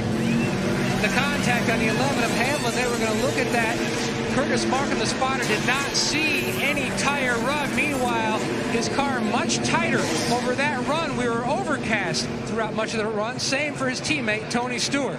3 wide coming off pit road, and it's the 3 Gibbs cars come out right together, and you'll need the electronic scoring to sort that one out. They were 3 across, dead even coming off. Our race off pit road, you see Kyle Busch looks like he's the winner. They'll have to go back to the camera look. This is from the blimp. Here they come to the line. Whoa. Oh. That's too close to There call. you go. Looks like the 11 car won the battle. All 3 Gibbs cars. I believe Denny Hamlin won that battle, though, from that shot right there in the 11 car. But they used to always say it's a lot easier to... now, Denny Hamlin's actually coming back to pit road, and I think what they're going to do, they're going to go to work on that fender. We only have 16 cars on the lead lap, so they don't want to take a chance. Go ahead and unpeel it there. Go ahead and unpeel it. Ain't got time to peel it. Pace car will be coming quick. While we're under caution for this 6th time today, David Rudiman being held for pitting out of the box on his stop. Let's go down to Jeff Hammond for today's State Farm Safety Report. At most short tracks, we don't run interliners inside the car like we normally do at the super speedways. This is an interliner inside of a regular Goodyear tire. And what we do here at the fastest half mile, Bristol, Tennessee, we run those interliners down the right side of the car for safety. That's right. When a guy gets a flat tire here, you need to have that interliner to help you. This is a tire that is flat. We'll show you right quick. There's no air in the outside, but look at the interliner pressure. Almost 51 pounds to be able to keep this car off the racetrack and be able to allow these guys to drive back to the pit safely. Thanks, Jeff. I believe what Juan Pablo Montoya was trying to do was the spotter was trying to tell him they're wrecking in front of you, and he was hoping to gain some ground before the caution wave because, as Darrell correctly pointed out, the field's frozen at the last scoring loop you pass before the caution. So maybe they were trying to anticipate the caution and instead became part of it. You saw the 11 car on pit road getting repairs. Now you have the 5 car, Casey Mears. They just went a lap down, and they're going to go another lap down. The 11 car did get back out there, so he'll stay on the lead lap. We're under caution at Bristol at 284 laps. Let's go downstairs for an AT&T race break. Mike, with Jeff Hammond, 5 leaders, 9 different lead changes, and Kyle Busch going for back-to-back, and not only in weeks, but in races here. And let's talk a little bit about that mishap moments ago, because Menard and Franchitti got into it a little bit earlier. Well, it is Bristol, Chris. I mean, everybody knows you're pushing and shoving is something that's commonplace around here. So, you know, I'm not going to say it was a payback scenario, but it was like great opportunity to kind of let him know, hey, I'm here, get out of my way. Just a quick recap, Tony Stewart leading 93 laps, Denny Hamlin so far in this race. And here you see in the 40 car nudging Jamie McMurray. This was earlier, and it created with Kenny Schrader escaping a little bit. But Ryan, there's Paul Menard in the 15, Jamie McMurray. And on this, you see, this is on board with Michael Wile. Amazing of getting through. He did a great job right there. He really triggered it. Again, a lot of guys involved in it, but this, like you said, could have been like Paul said, hey, you remember me? Bam, get out of my way next time. But because of all of this, our leader at that time, Denny Hamlin, gets into Casey Mears, who gets in the outside wall, and the 11 car forced to go back down on pit road. But the key thing is right now, his teammates are really looking strong. Denny, I think, wound up winning the race off of pit road, But Kyle Busch back in a familiar place where he's been recently, plus the fact that Tony Stewart is right behind him. Yes, and updating 6 cautions, obviously 6 lead changes, or 10 lead changes with 6 different leaders. And you were impressed with that shot, that overview that our director Artie Kepner captured with the 3 Toyotas and then right behind 3 Chevrolets leaving pit road. It just goes to show you the closeness of this racetrack is definitely here with us on the racetrack or off of pit road. And after a break for Easter Sunday, we hope you have a good one. We'll be on to Martinsville, the shortest track on the circuit, and Jimmie Johnson going for his 4th straight win there, still looking for his 1st win of the year. Let's get ready to go green and head back upstairs. Thanks, Chris. It was confirmed Dario Franchitti had a left rear tire that was going flat when Paul Menard got into him going into turn number 3. Kyle Busch, Tony Stewart, Jeff Burton, Kevin Harvick, Jimmie Johnson, Clint Bowyer, and Carl Edwards in the outside lane as we restart at lap 287.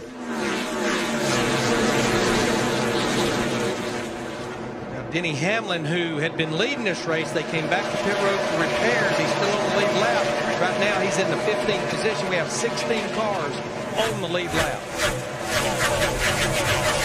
Harvick breaks out from traffic.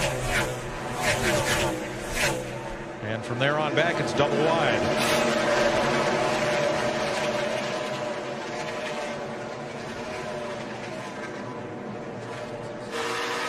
Pretty much looks like the start of the race here right now because we do have so many cars that are 1 or more laps down. We're riding with Jeff Gordon right now in the 24 car. Jeff just outside the top 12, back in the 13th spot. Spin, turn 2, the leader, Kyle Busch. Steering stuck. The steering stuck. Oh my gosh. I've had that happen here. Low air, and the box will lock up. And a fire from underneath Mike Skinner's car in turn 4. Up down pit road. He's going to drive that thing to the fire truck. Pit road here. Stop right here. They can get him to stop right there. The fire truck was right there. Stop. Stop right here. They don't want you to go down pit road. Stop right there. They'll come out right there. And that's a good call because there are cans of Sunoco race fuel all up and down pit road waiting to go into cars. They would. There they are. There they're coming. And here comes the fire apparatus. And Mike Skinner's car is extinguished. Mike, I've had that steering stick before after a pit stop. Low air. So Kyle Busch going for 2 in a row at Bristol, comes off turn 2, spins, and crashes to the inside. You'll see him go off into turn 1 here. Car turns good right there. You're starting to see some smoke there, like maybe he had a low tire going down or something. It looked like power steering fluid, like it blew a line off. You're probably right, Darrell, because I think that's maybe what the smoke was there. And he just had no steering whatsoever, and you're going to see him go down and get the inside wall. Remember, he comes in here, our points leader. Here's Digger's view. I believe that's exactly what happened, Darrell. Something failed on the power steering, a line or something. That's what the trail of smoke was. The point leader and defending champion of this race, Kyle Busch, crashed but still out there.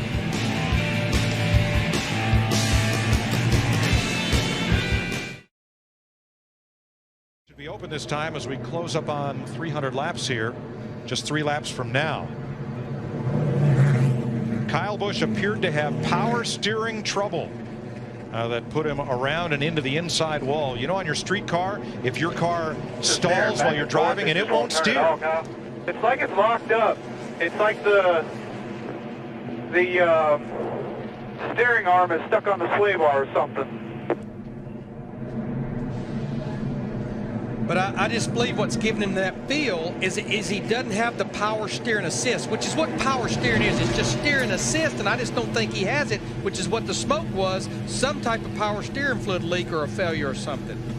Steve? Mike, that's exactly what it is. Steve Addington described it as a failure in the power steering box. They're going to have to come back around, get tires, and make sure the rear deck lid is attached. And Kyle Busch said, well, then I guess we need to get power steering boxes somewhere else then. Jeff Hammond can show us more from our Ford Fusion 360 cutaway car.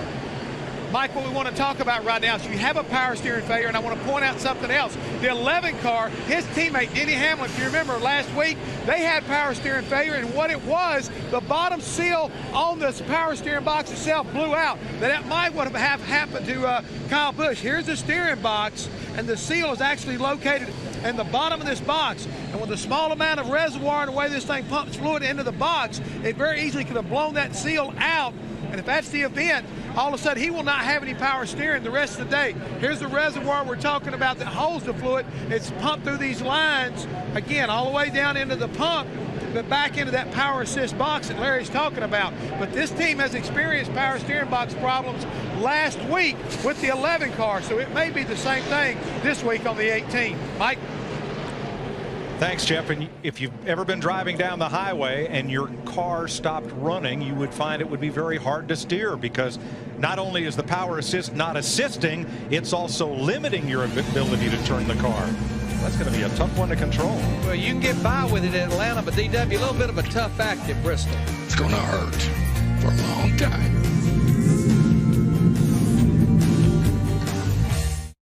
Was a threat to win. He's now back on pit road because the deck lid is loose with the rear wing, trying to get that fixed up. We've been talking about the drivers that have been hoping to gain ground here to get out of the danger zone and have that qualifying exemption going to Martinsville, where only the top 35 car owners. And here are how things stand right now.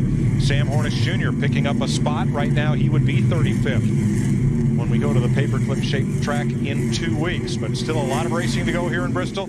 Nearly 200 laps left in this race as Tony Stewart will bring them around to the green flag to start lap 305.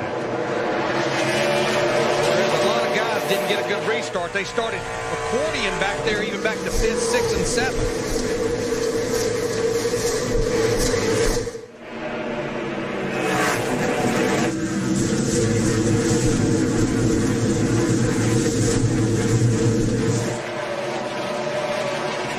Skinner treated at the care center and released. And things stack up in the backstretch once again. It's Greg Biffle leading that outside lane around.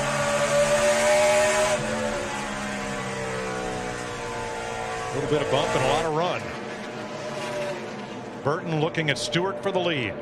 Harvick right there. And we've talked about Kyle Busch winning this race a year ago. Remember, Jeff Burton finished a very, very close second to him. But I think the car they're going to have their hands full with is that yellow 29 car. That car is good on long runs, and they seem like they're making it better for the short runs. Kevin Harvick.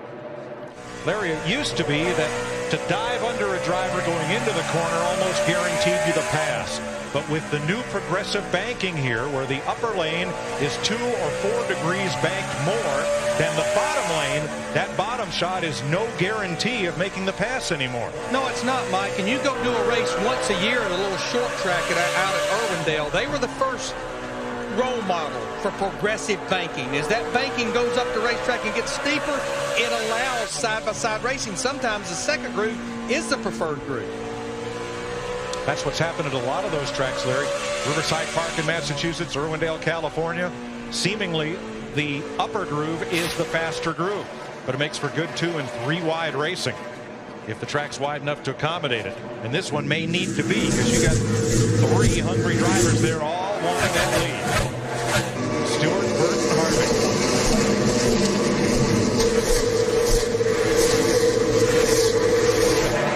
Jimmy Johnson now closing in on the front 3. As I watch the 20 car, watch him back off, watch the 31 close up, then he shoots off the corner.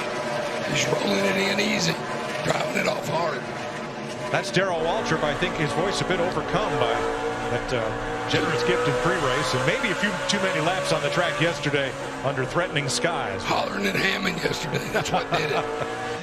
Darrell will be back at full song 2 weeks from now at Martinsville. Don't worry. Kevin Harvick in the 29 car, he just took that position away from the 31. And I know this is just a short run. We need to get into a long run, but the car that seems like they keep making it better and better is that car back in 4th place, Chad Knaus, with Jimmy Johnson in the Lowe's car. But you know, Darrell talked about Tony rolling out of the throttle earlier. That was one of our keys. You don't beat people getting in the corner at Bristol. You beat them off the corner, and that will prevail because you carry that speed all the way down. Even though the straightaway is only 650 feet long, it's important to carry that speed all the way down that straightaway. We need to mention that Casey Kane got the free pass on that last caution flag. Look at Stewart's laps led here. The last 3 trips to Bristol. Last 2 spring races, he has led the most laps.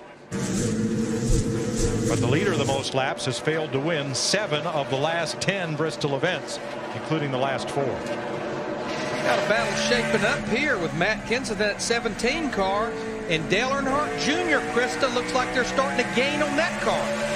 Absolutely, Larry Mack. He had talked about before this run his car being a little loose. He said he has started to develop a little bit of a push, but he's likened his season to a basketball game where, of course, in tournament time for March Madness, Dale Jr. said it's nice relief to have started the season off so strong, but like a semifinal game, you can't enjoy it too much because you don't know what's around the turn. Steve Burns? Well, Krista, speaking of basketball, Matt Kenseth earlier saying that his right front tire felt like it was bouncing like a basketball. They've been tight and working on that 17 to free him up. And Steve, he's been able to gain a little ground on Dale Jr. Inching away from him. Jr. had caught him about 6 laps ago. Taking a ride with Matt Kenseth, you can see a little bit of brake getting in the corner, but just look how big the RPM band is. You can see him play with the throttle down to about 6,500, well over 9,000 at just a spiking RPM getting into the corner.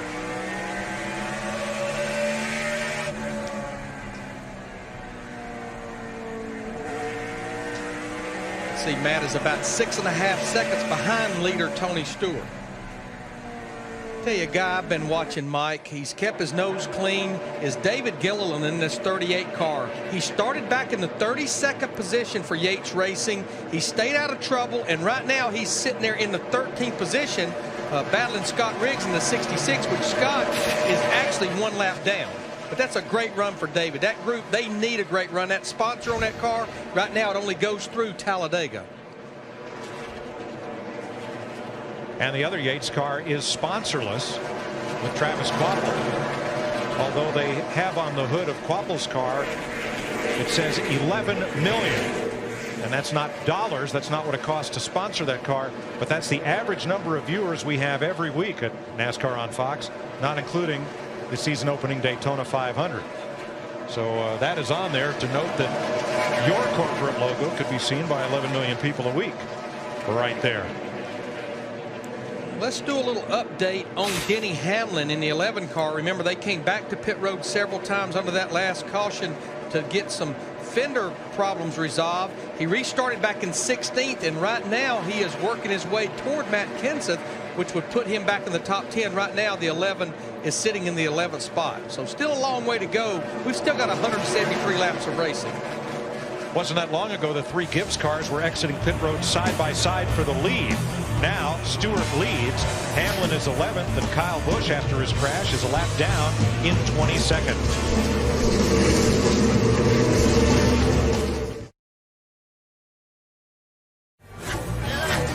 Tony Stewart right now trying to, he's just overlapped Kyle Busch. Kyle had a little difficulty getting past Sam Hornish. Had to back out of it, and Tony took advantage to move past his teammate and now put Kyle 2 laps down.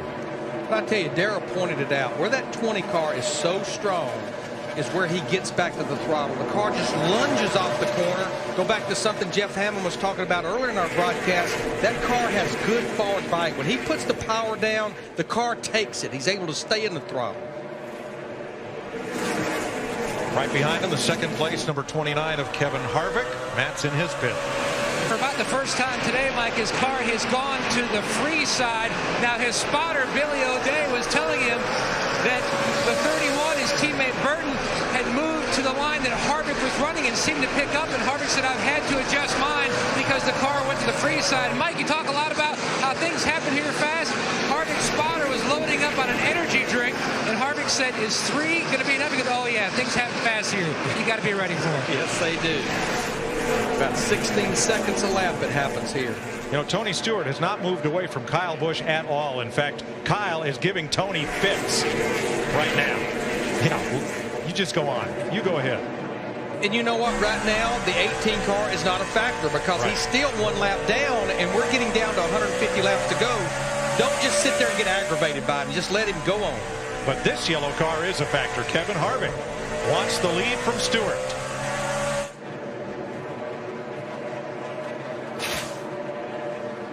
You know, Kevin had a great run in the Nationwide Series race yesterday driving his own car, and I think he had a lug nut issue and put him back in the pack. And, of course, with it being rain shortened, he just couldn't make his way back up there.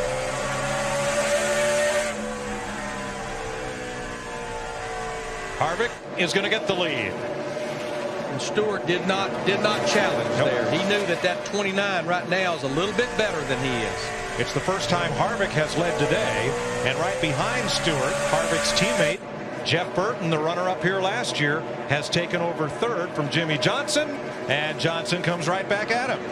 Clear, there you go.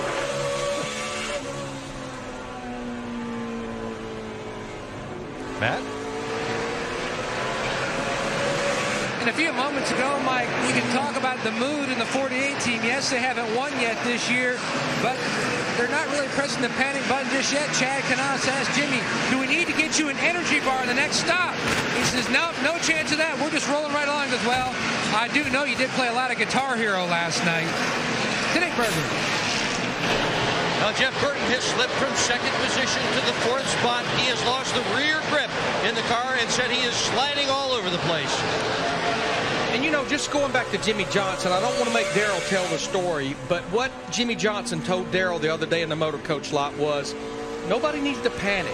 We could easily put in our race car what our teammates are running right now, and we could run 3rd, 4th, or 5th. Right now, as we got to battle back for the lead, Tony Stewart gets it back from Kevin Harvick going off into turn 3. But what Jimmy told Darrell is, we're working on the big picture. What we want to do is we want to be in position where we can win races, make the chase, and get those bonus points just like we did last year. Don't panic yet, he said.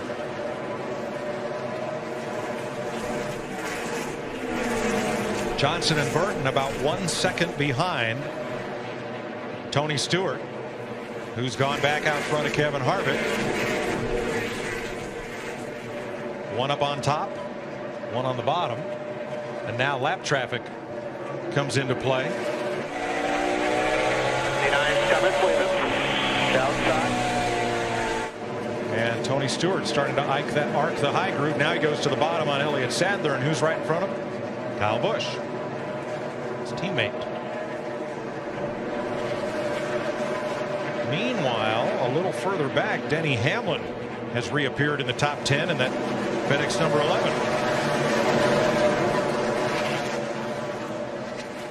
Just went by Dale Earnhardt Jr. in the 88 car, so that'll move Denny up into the 9th position. Turn 4, Jarrett almost up and into the wall, but he missed it by inches. We stay green.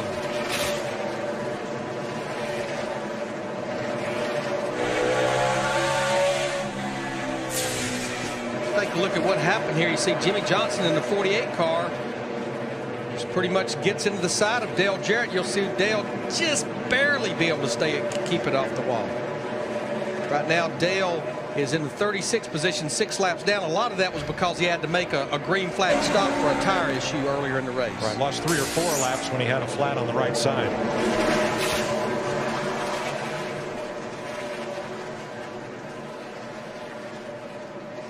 Tony Stewart, Kevin Harvick, half a second apart. Jimmy Johnson, Jeff Burton, Clint Bowyer, your top 5.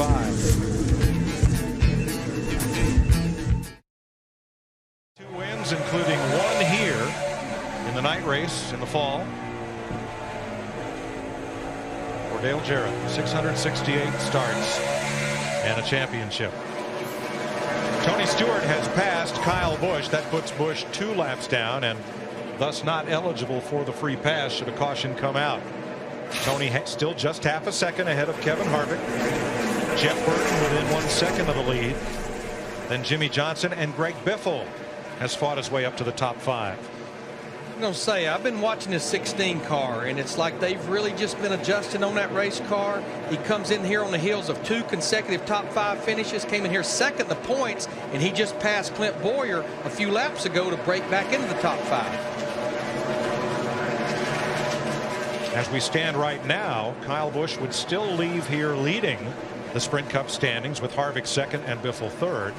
Tony Stewart would climb 4 spots up to 4th and Jeff Burton 5th. The good news for Kyle Busch, I know you mentioned he's 2 laps down, and we still have a quarter of this race to go, Mike. But turn 2, Johnson goes around after getting into Jeff Burton. No caution, keep digging. We discussed it. Caution is out now. The caution is out. Caution's out. Good save there, bud. There was a slow car holding them up as they tried to thread the needle. They got together, and Johnson cut it hard left to keep from crashing Burton. Burton, of course, was battling Robbie Gordon in the 7 car. Robbie's a lap down. Jeff came down the racetrack a little bit, and Jimmy did all he could try to do to stay off of the 31 car. That'll put us under the 8th caution flag of the day.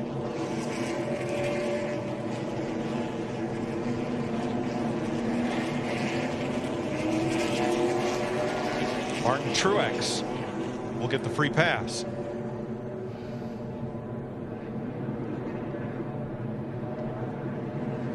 Oh, go for Cam Digger. He's had a workout these last couple of weeks. He's got a headache. Nice save, bud. Keep going. No caution. No caution. Caution's out. Caution's out. And pit road's open. Jimmy Johnson stayed in the 6th position. Krista, this could be a critical stop. We're getting down near the end. Absolutely. The 07 team just said make sure you pack it full of fuel. Those are the words from Gil Martin, the crew chief. Clint needs to turn just a little bit better in the center, but he does not want to lose his entry, so a minor change, a small air pressure adjustment in the right rear. Dick. Jeff Burton, after complaining the car was sliding all over the place, managed to pick up another spot. He pitted out of the 3rd position. Now they're going to make a minor change in the car to try to help it turn just a little bit better. Steve. Greg Biffle said to crew chief Greg Irwin, hey, I'm pretty good. Just put some tires on it. Just a small air pressure adjustment on the 16, Matt. Tony Stewart, the leader, wants to go a little more of the track bar adjustment they made on the last stop. Meanwhile, Kevin Harvick, he said, I just need more rear grip. And the sun is out once again. Good stop by the 20 guys. It was, Matt. They'll be out first ahead of Harvick, Burton, Johnson, and Biffle. Johnson brought the caution out, but he's going to gain spots on pit road. How about that?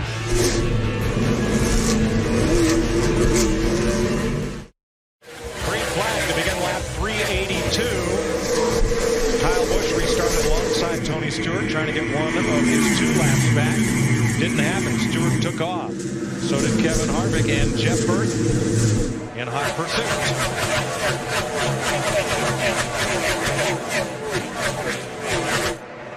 Jimmy Johnson 4th, Frank Biffle 5th, Clint Bowyer, Carl Edwards, and Denny Hamlin. Matt Kenseth's 9th, Dale Jr.'s 10th.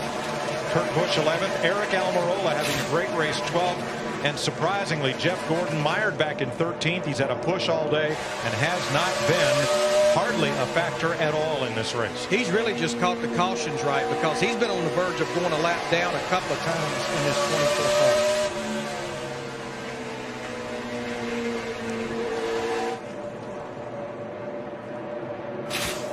You know, right before that caution, what I was about to mention about Kyle Busch in the 18 car, who is 2 laps down, is the fact that it's unusual you can be 2 laps down and still be in the top 20, but because we have so many cars that are 2 or more laps down, it's still got him in pretty decent shape as far as a points day.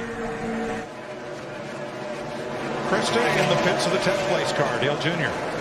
Mike, it's funny. We've talked about how this track changes. Dale Jr., listen to the conversations. Back on lap 319, he said he felt like he was just in the way. His car got worse. And on lap 327, he said he wasn't worth anything. Right before that stop, he said, hey, my car's not too bad. They can make it to the end on field, they say. Boy, Tony Stewart took it hard into turn number 1. A little too hard. Kevin Harvick had a chance to get underneath him and did, and Harv's got the lead. believe they've got that old 29 car right where they want it. Now we've got this battle right here between Clint Bowyer, Harvick's teammate in the 07, Biffle in the 16. Was a battle for 5th. Bowyer will take the position away. And that puts all 3 of Childress's Chevys in the top 5 once again. Which they've been there a big part of the day.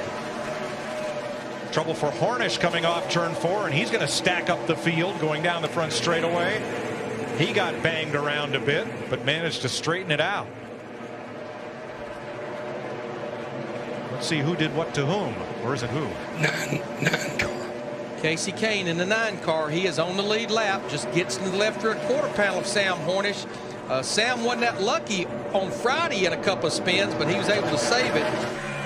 Right now, Sam is 3 laps down back in the 29th position. One of those cars trying to fight to get in the top 35 and on the points. Jeff, looking at Hornish, that's one of these things we like about the COT platform. It's hard. We didn't used to see a car get that far sideways and be able to straighten it out a place like this. No, Mike, you don't have that situation like we used to have with the old car. The new car definitely a lot more stable whenever you get knocked sideways, which a second ago it looked like Paul Menard was going to test that theory one more time. Got in the left rear quarter panel of the 77 car. But that's one of the beautiful benefits so far of the new car. I think we also saw Jimmy Johnson and the 31 car Jeff Burton get sideways, and those guys were able to recover because of it. So it's a great benefit to have a car that when you get it crossed up like that, it works to get you back going straight ahead. And Jeff, Darrell just pointed out to Mike and I that Jimmy Johnson in the 48 on that last situation over in turn 2 was able to drive out of that what would have been a spin. Yeah, exactly, Larry. And we've seen that several times this year, whether it's been on the super speedway or on the short track.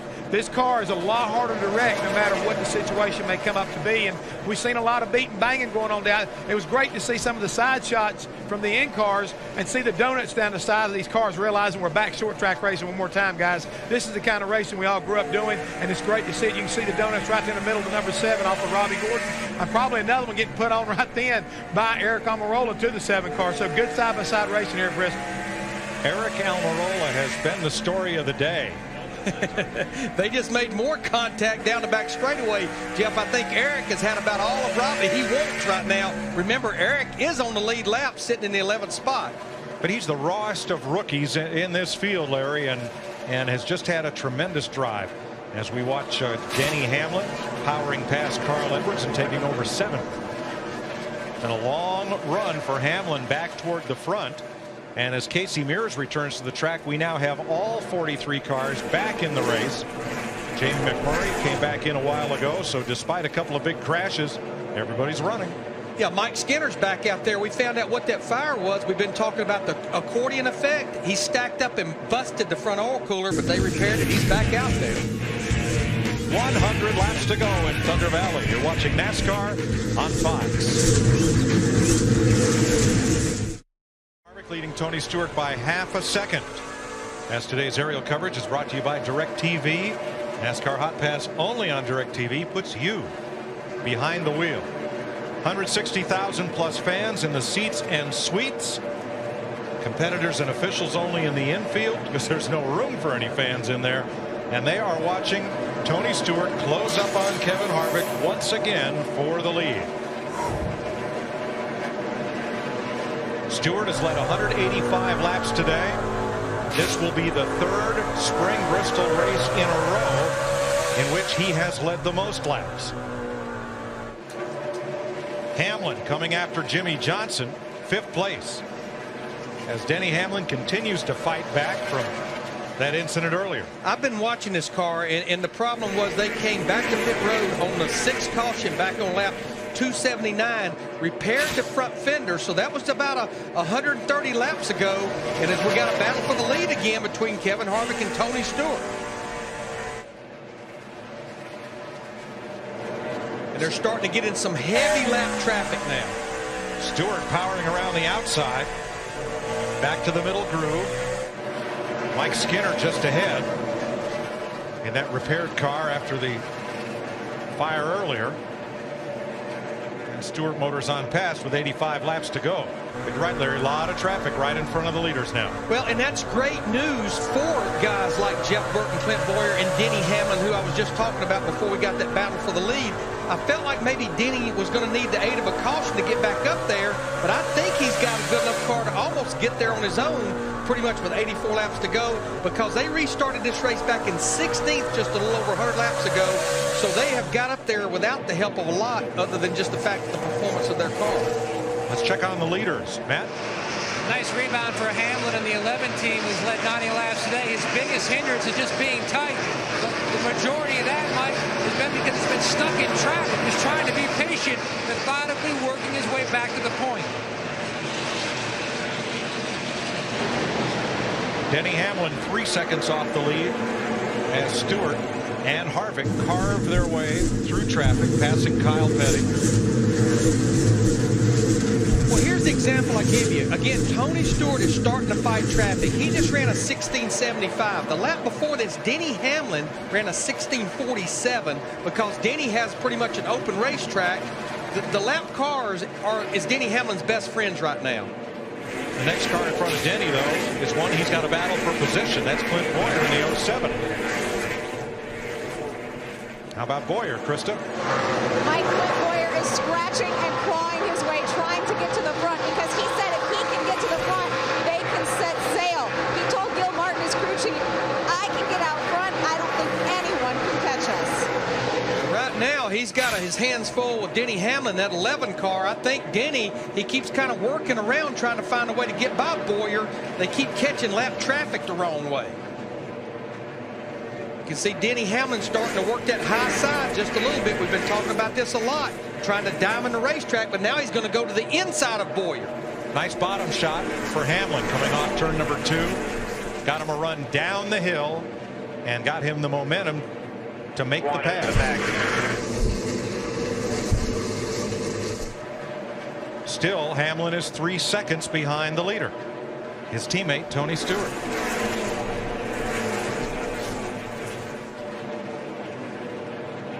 "75 laps to go next time," as you see Stewart in clean air and about to catch a bit of traffic, but under no immediate pressure from Kevin Harvick. You're watching Sprint Cup Racing, presented on Fox by AutoZone.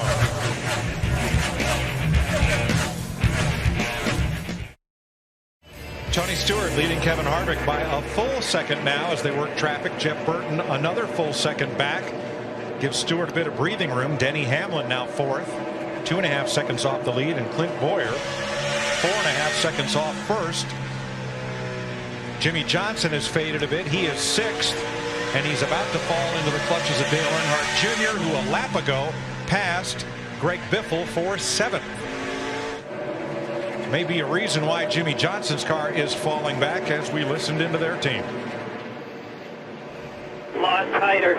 I swear to you, that toe got knocked out when I hit the 31. Support, bud. Nothing we can do about it, man. We just got to try to ride it out. If we adjust the toe, we're done. That was what brought out the 8th caution flag of the day when Jimmy got into Jeff Burton. And we're going to make Jimmy our Allstate Good Hands driver of the day, because he gets into Jeff Burton here as they're trying to lap Robbie Gordon, gets sideways, doesn't spin it all the way. The caution comes out. He lost what, 3-4 positions, and then gained a couple of those back on pit road. So Jimmy is today's Allstate Good Hands driver. Allstate, are you in good hands? And just to talk about the toe out, it's a front end setting. You adjust it with the tie rods. You make the front of the front tires just a little wider than the rear by putting some toe out. It gives the car security. But Chad Knaus is absolutely right. This late in the race, you come to pit road under caution, even under caution, and adjust that, you're going to be at the back of the pack and you'll never get it back. 16 cars still on the lead lap as Greg Biffle, who is the highest Ford in the race, in 8th place, tries to get Johnson for 7th. Steve? Mike, when that caution came out on lap 375, Biffle said the car was good, just put tires on it. But since that time, during this run, he said it's gotten a little bit loose, and that splitter is hitting the racetrack. And I tell you, that's been the characteristics of this race car. This is the 1-year anniversary. We've been running this car here. Is getting it between turning good and not being loose is like sitting on top of a razor blade. But while we've been watching this battle, we do need to mention Denny Hamlin. We've been following his march back to the front. He just drove by Jeff Burton to take that third spot away. Now he's only 2 seconds behind his teammate Tony Stewart with 56 laps to go. As long as he can catch the lap traffic right, I think there's time for that 11 car to get there. So, Jeff, what happened? Hamlin was 3 seconds back. The leaders did not get stuck in traffic. Now he's only 2 seconds back. What woke Denny Hamlin up? Well, it might be tire management, Mike, because the good thing about it, we've been talking about it all day. You still, this late in the run, the racetrack's been rubbered up. But the key thing is pacing yourself. I've worked with that man up there in the booth before. All of a sudden, guys are driving away from us, but Darrell's running a real steady, let's just say 17-second flat lap, and all of a sudden, guys are out in front of you. When they come back, they slow down a little bit, and all of a sudden, you keep catching up with him because you're more consistent. He may have a better race car than the guys up front right now because of that. I think he does, Jeff, and I think one other thing, Larry, is right now he can see Kevin Harvick. Harvick is just about 10 car lengths out in front of him. That's second place, and that's within his grasp. Well, Darrell keeps pointing out to me what that 11 car is doing is he goes up the hill and then he runs it down to the bottom and gets that run. He's diamonding this racetrack, which I've been watching his teammate Tony Stewart. That's what he started doing the last few laps. And Kevin Harvick is running right around the bottom all the way around the corner. 50 laps to go next time by. Tony Stewart has led 220 of the 450 laps, by far the most laps of any driver today. He's 1.3 seconds ahead of Kevin Harvick. Can Stewart hold him off and score? Here's the situation. Tony Stewart leads Kevin Harvick by 0.4 of a second. Their gap is pretty constant. Denny Hamlin is the fastest car on the racetrack. He's trying to close in from half a straightaway back. But what Hamlin's number 11 really needs is for Stewart and Harvick to go at each other for the lead, and then Hamlin can be right there and make it a threesome for the finish. Well, I think what's going to make a big difference is Tony Stewart is about to catch a ton of lap cars up there as we're getting down to 38 laps to go. And right now, Denny Hamlin has that wide open racetrack sitting back there in third. Jeff Burton is now fourth. Dale Earnhardt Jr. has climbed to fifth. Clint Bowyer sixth. Greg Biffle, Jimmy Johnson, Carl Edwards, Matt Kenseth, and here comes Junior for fourth place. They've been working on that 88 car, Tony Eury Jr., all day long, and I think they finally got it where they need it, as he's going to take that position away. Right now, though, they're about 6 seconds behind leader Tony Stewart. Matt Kenseth still on the lead lap in 10th. Eric Almirola having a great race. Kurt Busch, Jeff Gordon, both past winners here, and both mired in the teens, 12th and 13th. Here's Edwards trying the high side around Johnson, and Matt Kenseth to follow. As Johnson, the car towed out from that bump up with Jeff Burton, continues to fall back. Tell you what, our leader just had a close call. I know we're watching this battle right here, but Ryan Newman, we talked about lap traffic up there, just about got together with Tony Stewart in the 20. In fact, you're going to see the 12 car try to get to pit road. There you see the replay right there. Newman just went up the racetrack, and there you see Harvick was right there behind him. Close call for Tony. Newman comes to pit road. Tire down. 33 to go. The other lead lap cars are Casey Kane and David Gilliland.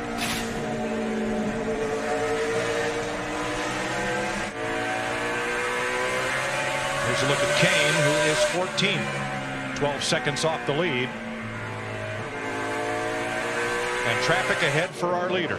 A lot of traffic. Yep. Martin Truex, 16th. Moves past Mike Skinner, and here comes Harvick and Hamlin. Darrell was pointing out to me, and he's absolutely right. Denny Hamlin keeps catching the traffic just perfect. Tony Stewart is catching it all but perfect when he gets to him, but he's the leader of the race. Well, Larry, you know, these drivers will fight to stay on the lead lap or to keep from losing another lap. Once the first and second place cars go by you, no harm in laying over for the fellows who are third and fourth. You've lost your lap. Let them go.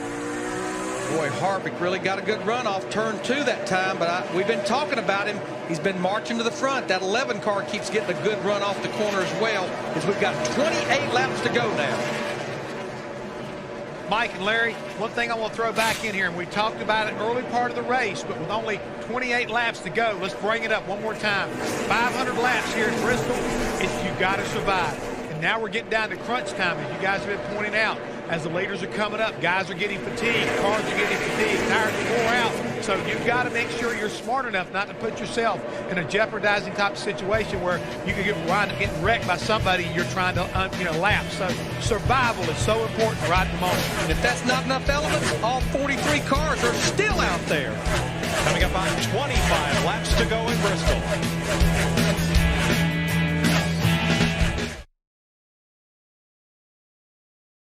A historic first today. It would be the first time since we went to a 43-car field that all 43 cars are running at the checkered flag on a short track Sprint Cup race. 15 to go, and it's going to be a 3-horse race. Tony Stewart and Kevin Harvick are just a couple of car lengths apart. Denny Hamlin got some clear racetrack, and he's close to within 1 second of the 2 leaders, who are getting back into traffic with 15 to go. I tell you what, though, Kevin Harvick, he's eating that rear bumper, that 20 car up. But I've been watching Tony Stewart in the 20. He's working the bottom. If Harvick goes around him, it's going to be because of a lap car, or he has to do it on the high side. Stewart is not going to give the bottom of the racetrack up. 14 cars on the lead lap, including good runs by Eric Almirola. Oh, we got one in the wall. Brian Vickers is in the wall down in turn 1 and 2. We stay green so far, but he's going to have a tough time getting back across the racetrack to get to pit road. Track is clear as Vickers limps around. We have so many cars out there, he can't get to the bottom. There's not a hole to get to the bottom. And Yellow there's flag. The caution. Caution out. 15 to go. Check that. 11 laps to go, we're told.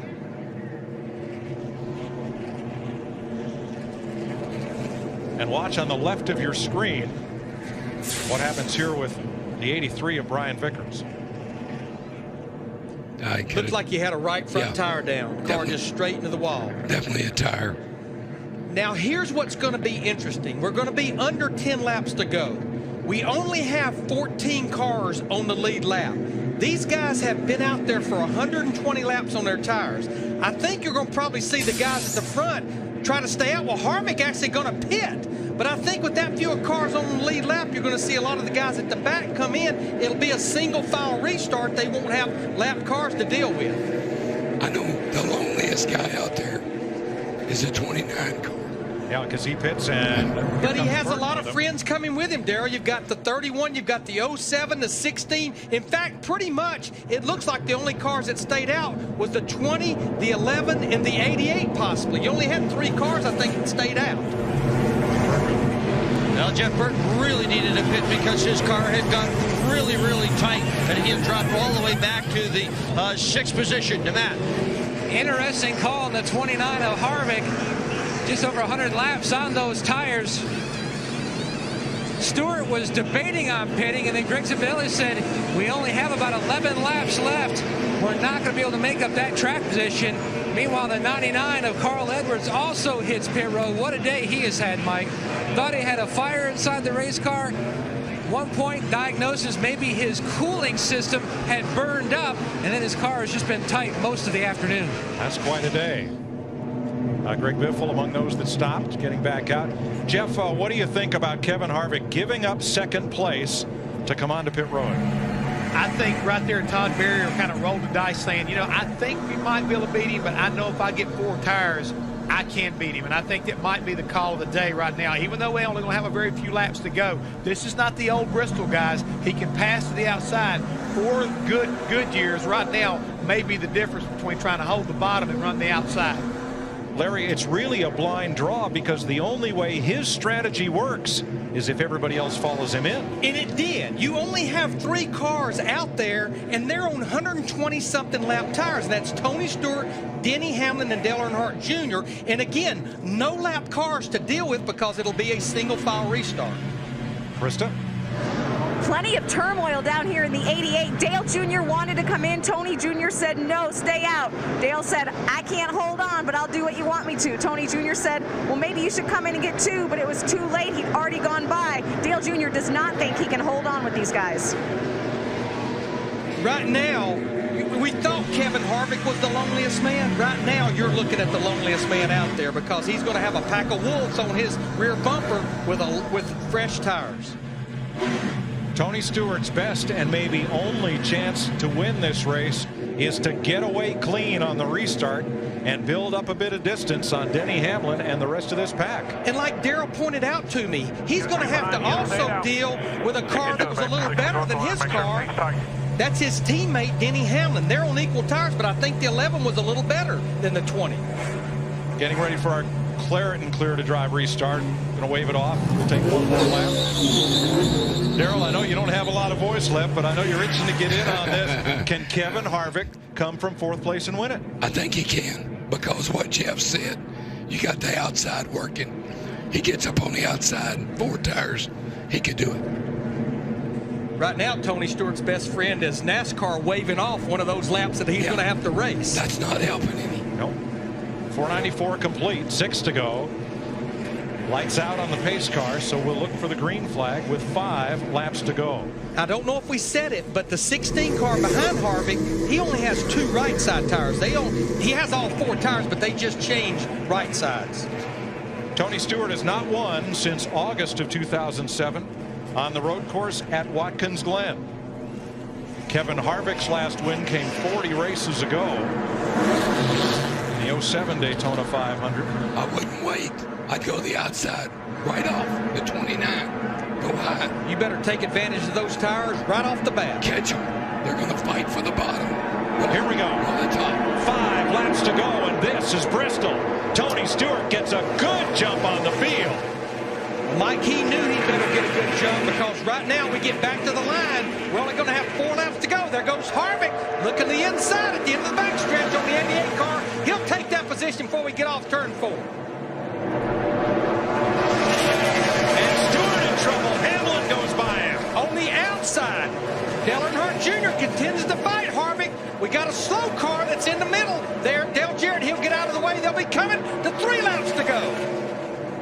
And it's a 3-horse race, but it's Hamlin out in front. Hamlin was quickest before the caution of these 3. Now Harvick, he's going to look to the inside on Stewart going into turn 3 and 4. He's going to get that position away. 2 to go.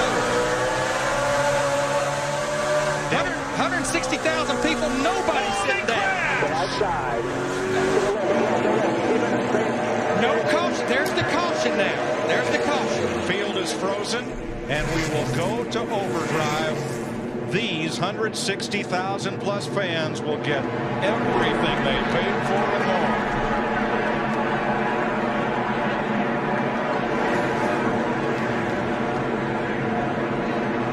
I'd like to talk, but I'm glad I can't.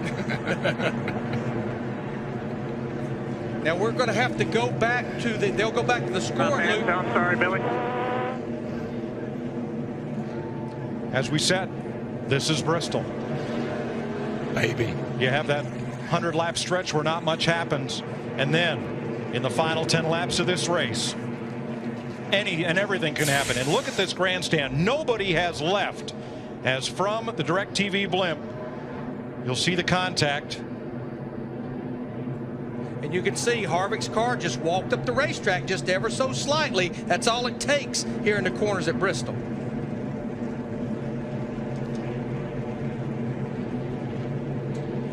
For the 3rd straight year, Tony Stewart leads the most laps at Bristol. Will not go to victory lane. Now, Mike, I know we said it was a 3-horse race, but now all of a sudden Jeff Burton, who has 4 fresh tires, he's sitting up there on the rear bumper of Denny Hamlin in that 11. And you know, Darrell, one thing I think that caused that 29 to walk up that racetrack, he got those left side tires down on the apron, which is a different angle than the banking. I think that caused him to walk up just a little bit. Tony is slow getting in the corner. He backs off early. Harvick was trying to take advantage of that. Right there, you saw how Jeff Burton got to 2nd place. I've been watching Tony all day. He backs off real early. That opened the door for Harvick. And Harvick got on the apron, got into it. Let's watch Jeff Burton's view. Saw him clip the apron. Stay down, stay down, stay down. Come on, come on. Still there. Caution's out, caution's out. And that move has put Jeff Burton into 2nd place. That away, boss, that away. Behind Denny Hamlin. It's not over, but it will be shortly. Now, Stewart is still on the lead lap right now, and as we mentioned earlier, we have 15 cars on the lead lap. No one gets a free pass in the last 10 laps of the race. If you'd like to get an exclusive look inside the world of Richard Childress Racing with Jeff Burton and the number 31 Chevrolet, thanks to AT&T, now you can. Using cellular video on your AT&T handset, you can access all of the inside RCR content. 501 laps go on the board. Here's how overdrive works. Green flag, then you'll see the white flag, and then you'll see the checkers or the wreckers. And at Bristol, it very well could be the latter of the two. Either or, even money. You know, while we're looking at Jeff Burton here that's sitting in second place, we need to mention that Clint Boyer got by Dale Earnhardt Jr. Of course, Dale Earnhardt Jr. out there on older tires. I know we've got 2 laps to go, but I've got to give a call right now to the 2 cars in the top 10. David Gilliland in the 38 car in 9th. And how about, we've talked about him, Eric Almirola in that Army car sitting there in 10th. Great run for both those drivers. Now, on that last green flag run, Dale Earnhardt Jr. was giving up some spots. Krista? Yeah, Mike, and we told you how there was a conflict between him and his crew chief deciding whether to pit or not.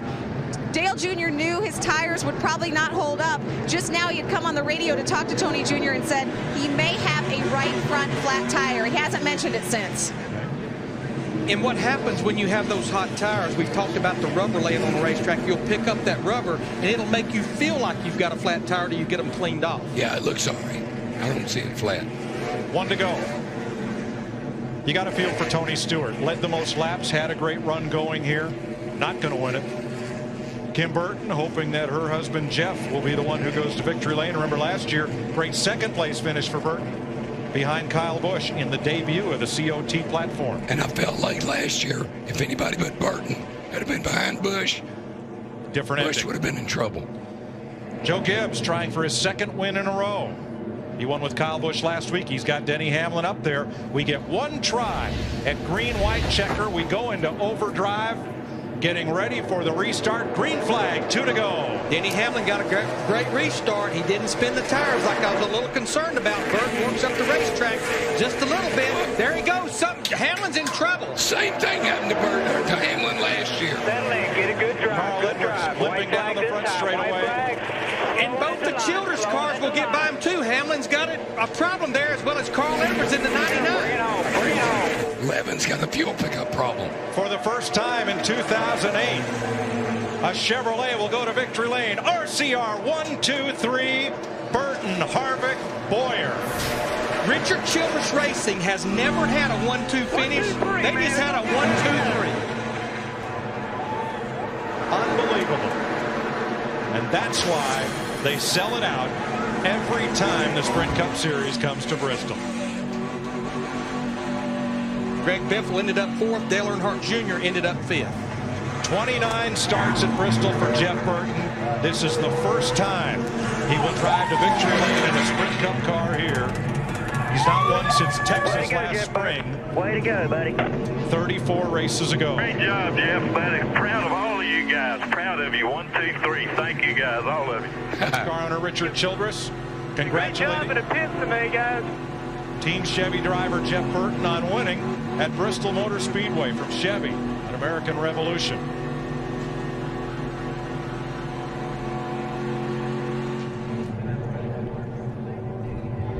That's what I love about this place. You just never know until the checkered flag falls. Congratulations, Scott Miller. Really be anxious about that 11 car, because he shouldn't have been out of fuel unless he had a cable problem or a pickup problem like he had a year ago, because they'd only run 120 laps on fuel. It's having that car other times. Fuel pickup problem. Kim Burton reacting to the pass for the lead. That will send her husband, Jeff Burton, to victory lane. You know, and I bet that Pinewood Derby car he's been building for Harrison for the last month or so, I bet that turned out pretty good too. From South Boston, Virginia, Jeff Burton leads a Richard Childress Racing Chevrolet sweep at Bristol.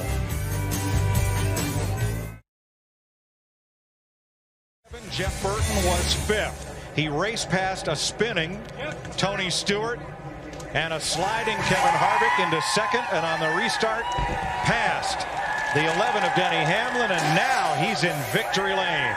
Dick Berggren is there. Congratulations on a job well done. Take us through those last couple of laps, Jeff. Oh, I thought not again. Same exact scenario as last year, just a different car in front of me, and I thought, oh God, not this again. But you know, obviously Harvick and Stewart got together there, and that opened the door for me to squeeze in. And then I don't know. I don't know if he ran out of gas or what happened, but he quit and we kept going. Worked out.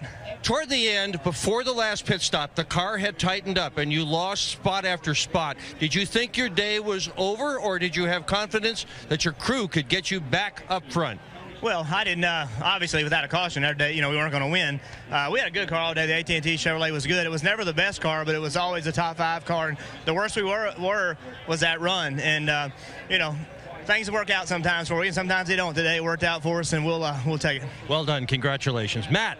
Oh, 1, 2, 3 for Richard Childress Racing. But first off, Kevin Harvick, walk us through the contact between yourself and Tony Stewart. I just lost it. I mean, I got up on the inside there and just flat out lost the thing.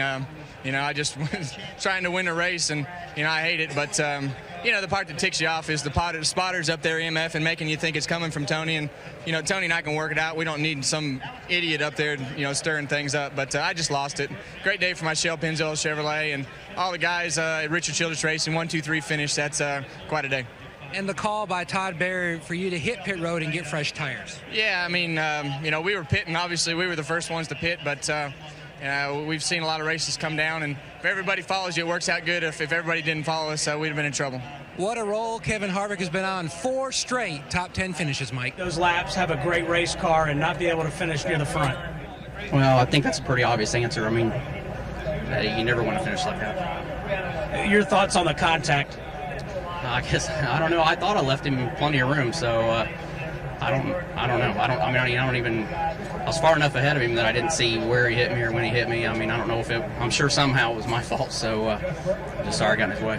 Thank you, Tony. Tony and Kevin are very good friends off the track.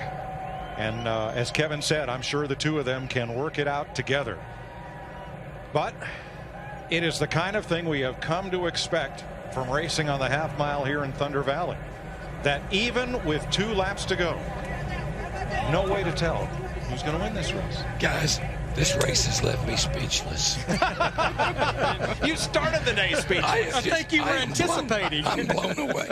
Just left me speechless. But I tell you, this was the 1-year anniversary of this new car. What we at one time was calling the car tomorrow, and it was different problems that caused it, but same results. Joe Gibbs Racing today, between Kyle Busch, Denny Hamlin, Tony Stewart, led over 300 laps of this race. The bottom line, just like a year ago, they didn't go to victory lane. But I was glad Matt Yoakum asked Kevin Harvick about Todd Berry's car. Certainly Harvick, Bowyer, and Burton did their job, but Scott Miller, Todd Berry, and Gil Martin as the crew chiefs, they made the right call by bringing those cars to pit road to get those 4 tires. Race fans leave their Bristol tickets in their will. You do not give away tickets to this place, and today you've seen a great example of why. Kevin and Delana Harvick happy with second place and a sweep for car owner Richard Childress, something that has never happened in all the years of Richard Childress Racing. Jeff Burton, a happy and popular winner. We'll be back with lots more from Thunder Valley. You are watching NASCAR on Fox.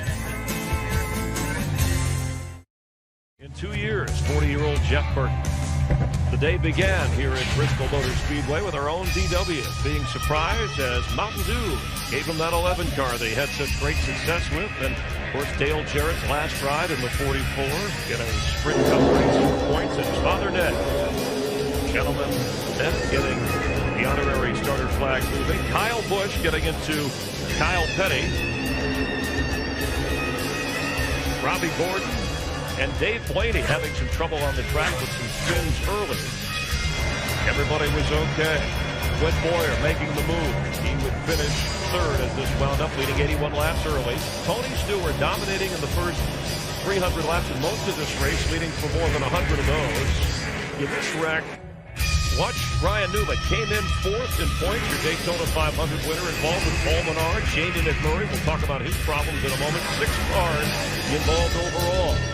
Denny Hamlin, who led much of this race, getting into it with Casey Mears, slid back to 17th and then back up to the top 5. But Kyle Busch, your points leader and leading at the time, an alleged power steering problem causing problems. And here, yeah, one of the more spectacular wrecks of the day. Didn't look that bad. Mike Skinner gets in the back of the 78 car. Joe Nemechek ruptures an oil cooler up the front. Oil gets on the headers, catches the car on fire. Mike gets out okay, but again, very spectacular little incident. Jimmy Johnson working his way back up. You see the nice save by Jeff Burton. That would be key later for him, and Jimmy Johnson would spin and slide back and out of the picture. But Kevin Harvick and Tony Stewart, much discussion as Stewart thought Harvick went up inside, taking Tony, trying to protect his turf out.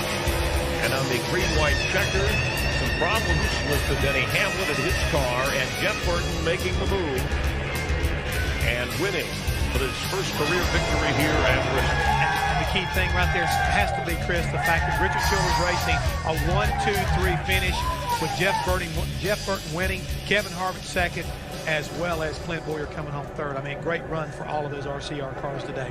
With Jeff Hammond, Chris Myers in our Hollywood Hotel. We're still here at trackside, and an interesting Bristol race. Let's first talk about Jeff Burton, who only led 2 laps, and he said he didn't have the best car, but he said he had a good car, and it is about survival. So he won this basically when the Harvick-Stewart incident took place. When that happened right there, he took his best competition, basically took himself out, and that was Kevin Harvick. He opened the door, but a good call right there by the crew chief and everybody at RCR to come down, put fresh tires on, but being able to get underneath that wreck, not get caught up with Kevin Harvick and be able to beat him back to that position. I mean, ultimately that led to the win. Had a big day for Chevrolet. They had one in the first 4. They finished 1, 2, 3, all for Richard Childress, as you mentioned. So Chevy dominates today. Denny Hamlin wound up 6th, and let's find out exactly what happened. He led for some 98 laps. Our Steve Burns is with Denny.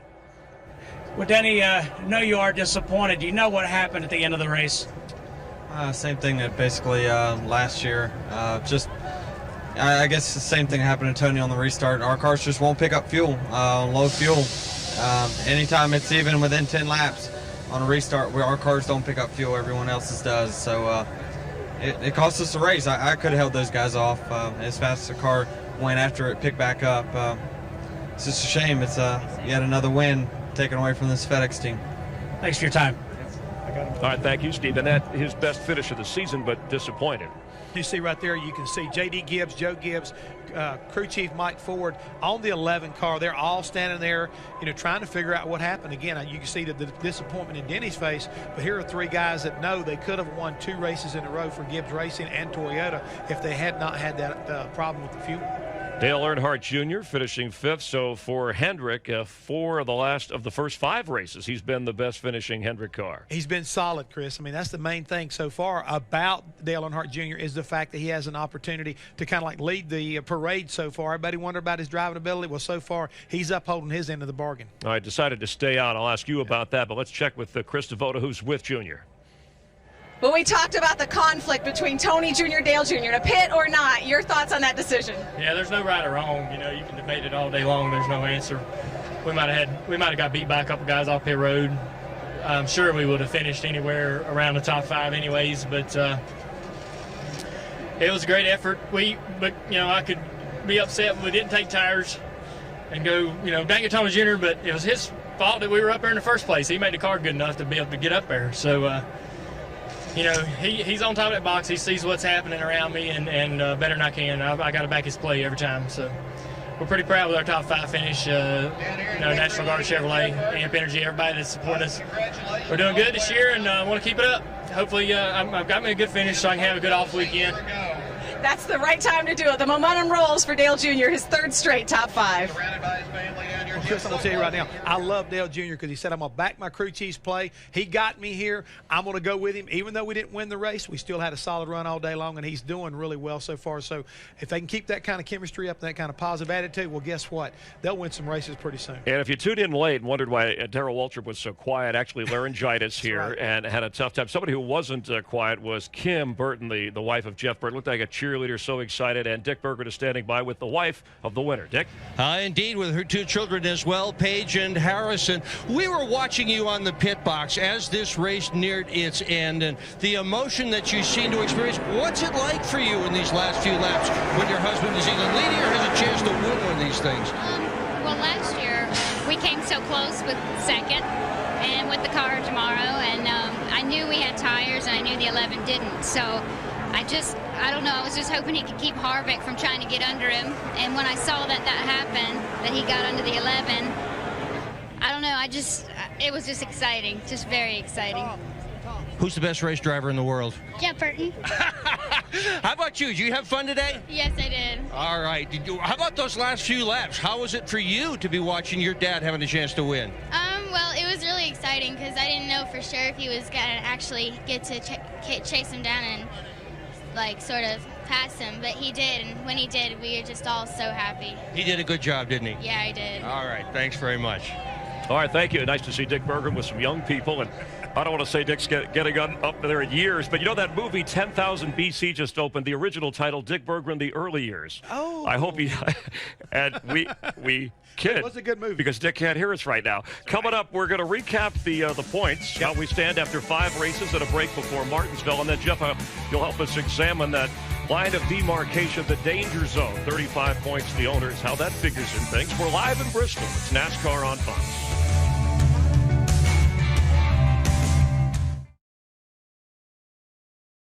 Well, that's going to be a great schedule as far as I'm concerned. Can't wait to go to Martinsville again. We saw a great battle last year with teammates Jeff Gordon and Jimmy Johnson really going at it hot and heavy. So I think nothing's going to change. We're just going to roll right on into there and pick up right where we left off here today. Yeah, tracks Jeff Burton has done well at, just like today. Richard Childress finishing 1, 2, 3, and the owner of those race teams standing by with our Dick Berggren. Dick? And Richard Childress did some racing here at Bristol and came as close to winning one of these things as finishing third. Would it have been a bigger deal to you to have won as a driver, or is today's 1, 2, 3 the bigger deal? Dick, I tell you, today was great. You know, it's just, I'm happy for everybody at RCR and all of our sponsors and all of our fans. You know, this is for them. You know, it's just a special, special day to have a Cars run 1, 2, 3, and Jeff and AT&T, you know, winning the race. It takes so much here in big league racing to be able to win one of these things or even finish in the top 5. How did you manage to get 3 teams, 1, 2, 3? Again, it's just hard work, great race drivers, pit crew, Matt Clark, Ray Wright, all of the new guys that's been working our pit crews have done a fantastic job, and man, I couldn't be prouder of all of them. This year too. Okay. Yeah, Clint Boyer just came in to congratulate Richard. Let's go to Matt Yoakum. Stellar run by Clint Boyer in the 07. What a crazy finish to Bristol. Man, I tell you, Monday's going to be exciting at Harvick's house with Stewart. I think the back waxing or whatever they got going on. I might go over there to check it out. Might bring some boxing gloves for him. No, it was a fun day. We led it early, kind of lost it in the pits, but it wasn't our fault. Jack Daniels Chevrolet was good. Really proud of Gil and all the guys. What a good weekend. You know, won last night and third today. Pretty good. When you sum up today, you look back to yesterday, the old car in the Nationwide Series, today, the car tomorrow.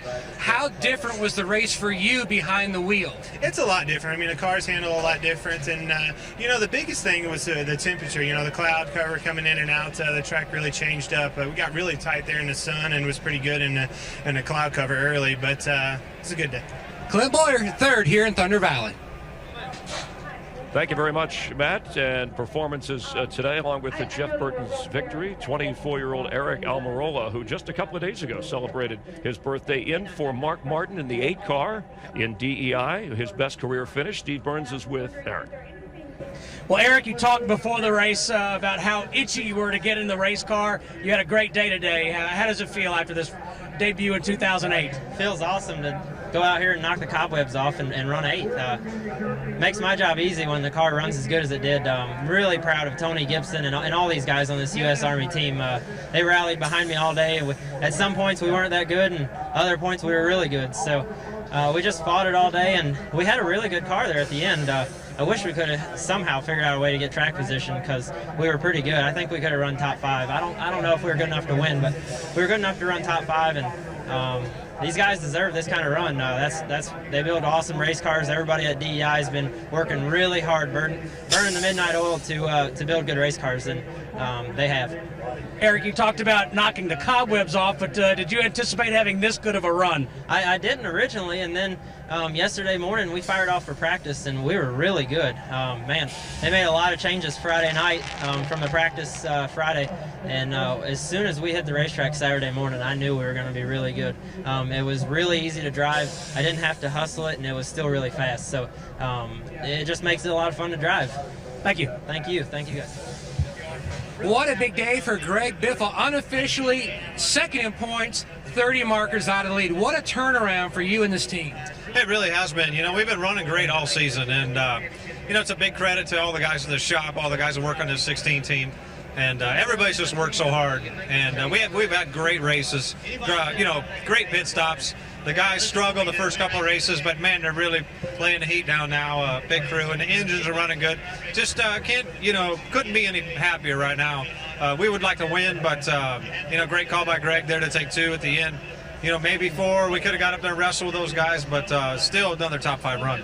Can you really never stress the importance of chemistry? 9 of the 14 guys that primarily work on this car were not with this team last year, and how things, chemistry-wise, it's like flipping a switch. Well, we got Bobby McKeith back, and he was on our team when we ran second points in 05, and he's been a big help, you know, coming back and giving Will a little bit of help, the car chief. So, and you know, Greg's got a year under his belt, understands the Roush Fenway system a little better. Robbie Reiser's been a big help. Chip, everybody has given us a lot of support, and that's a team effort, and that's why we're here. Impressive fourth-place run by Greg Biffle. And 30 points out of first place. Kyle Busch still your points leader. Jeff Burton the winner here. His crew chief, Scott Miller, 2 years ago, won with Kevin Harvick at this track, and he's standing by. Let's check in with the crew chief.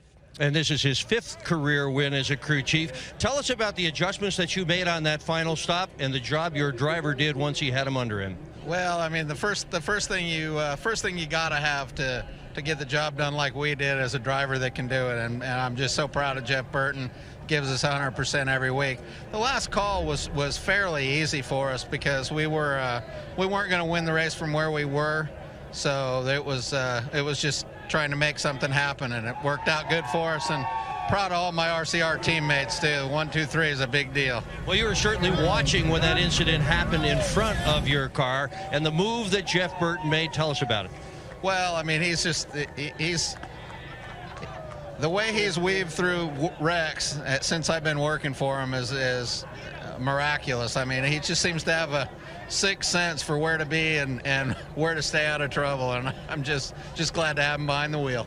He might well have won the race last year as well had he been willing to use the front bumper on Kyle Busch. How about that? Well, maybe this is a little bit of payback for that. I mean, that's just, as he said back then in all the interviews, that's just not who he is, racing that way. And maybe this fortune that we had today was payback for not doing that last time. This team is full of nice guys. The crew chief, the driver, or 2 of them, Chris. All right, Dick Bergman, we can add you to the list. But Scott Miller making Bardstown, Kentucky proud. And what a jump from 12th to 4th in the Sprint Cup points in the last 4 races for Jeff Burton, who is currently 4th. These are the standings after 5 races. You see Harvick, who came in 3rd stage there. Junior hanging in there.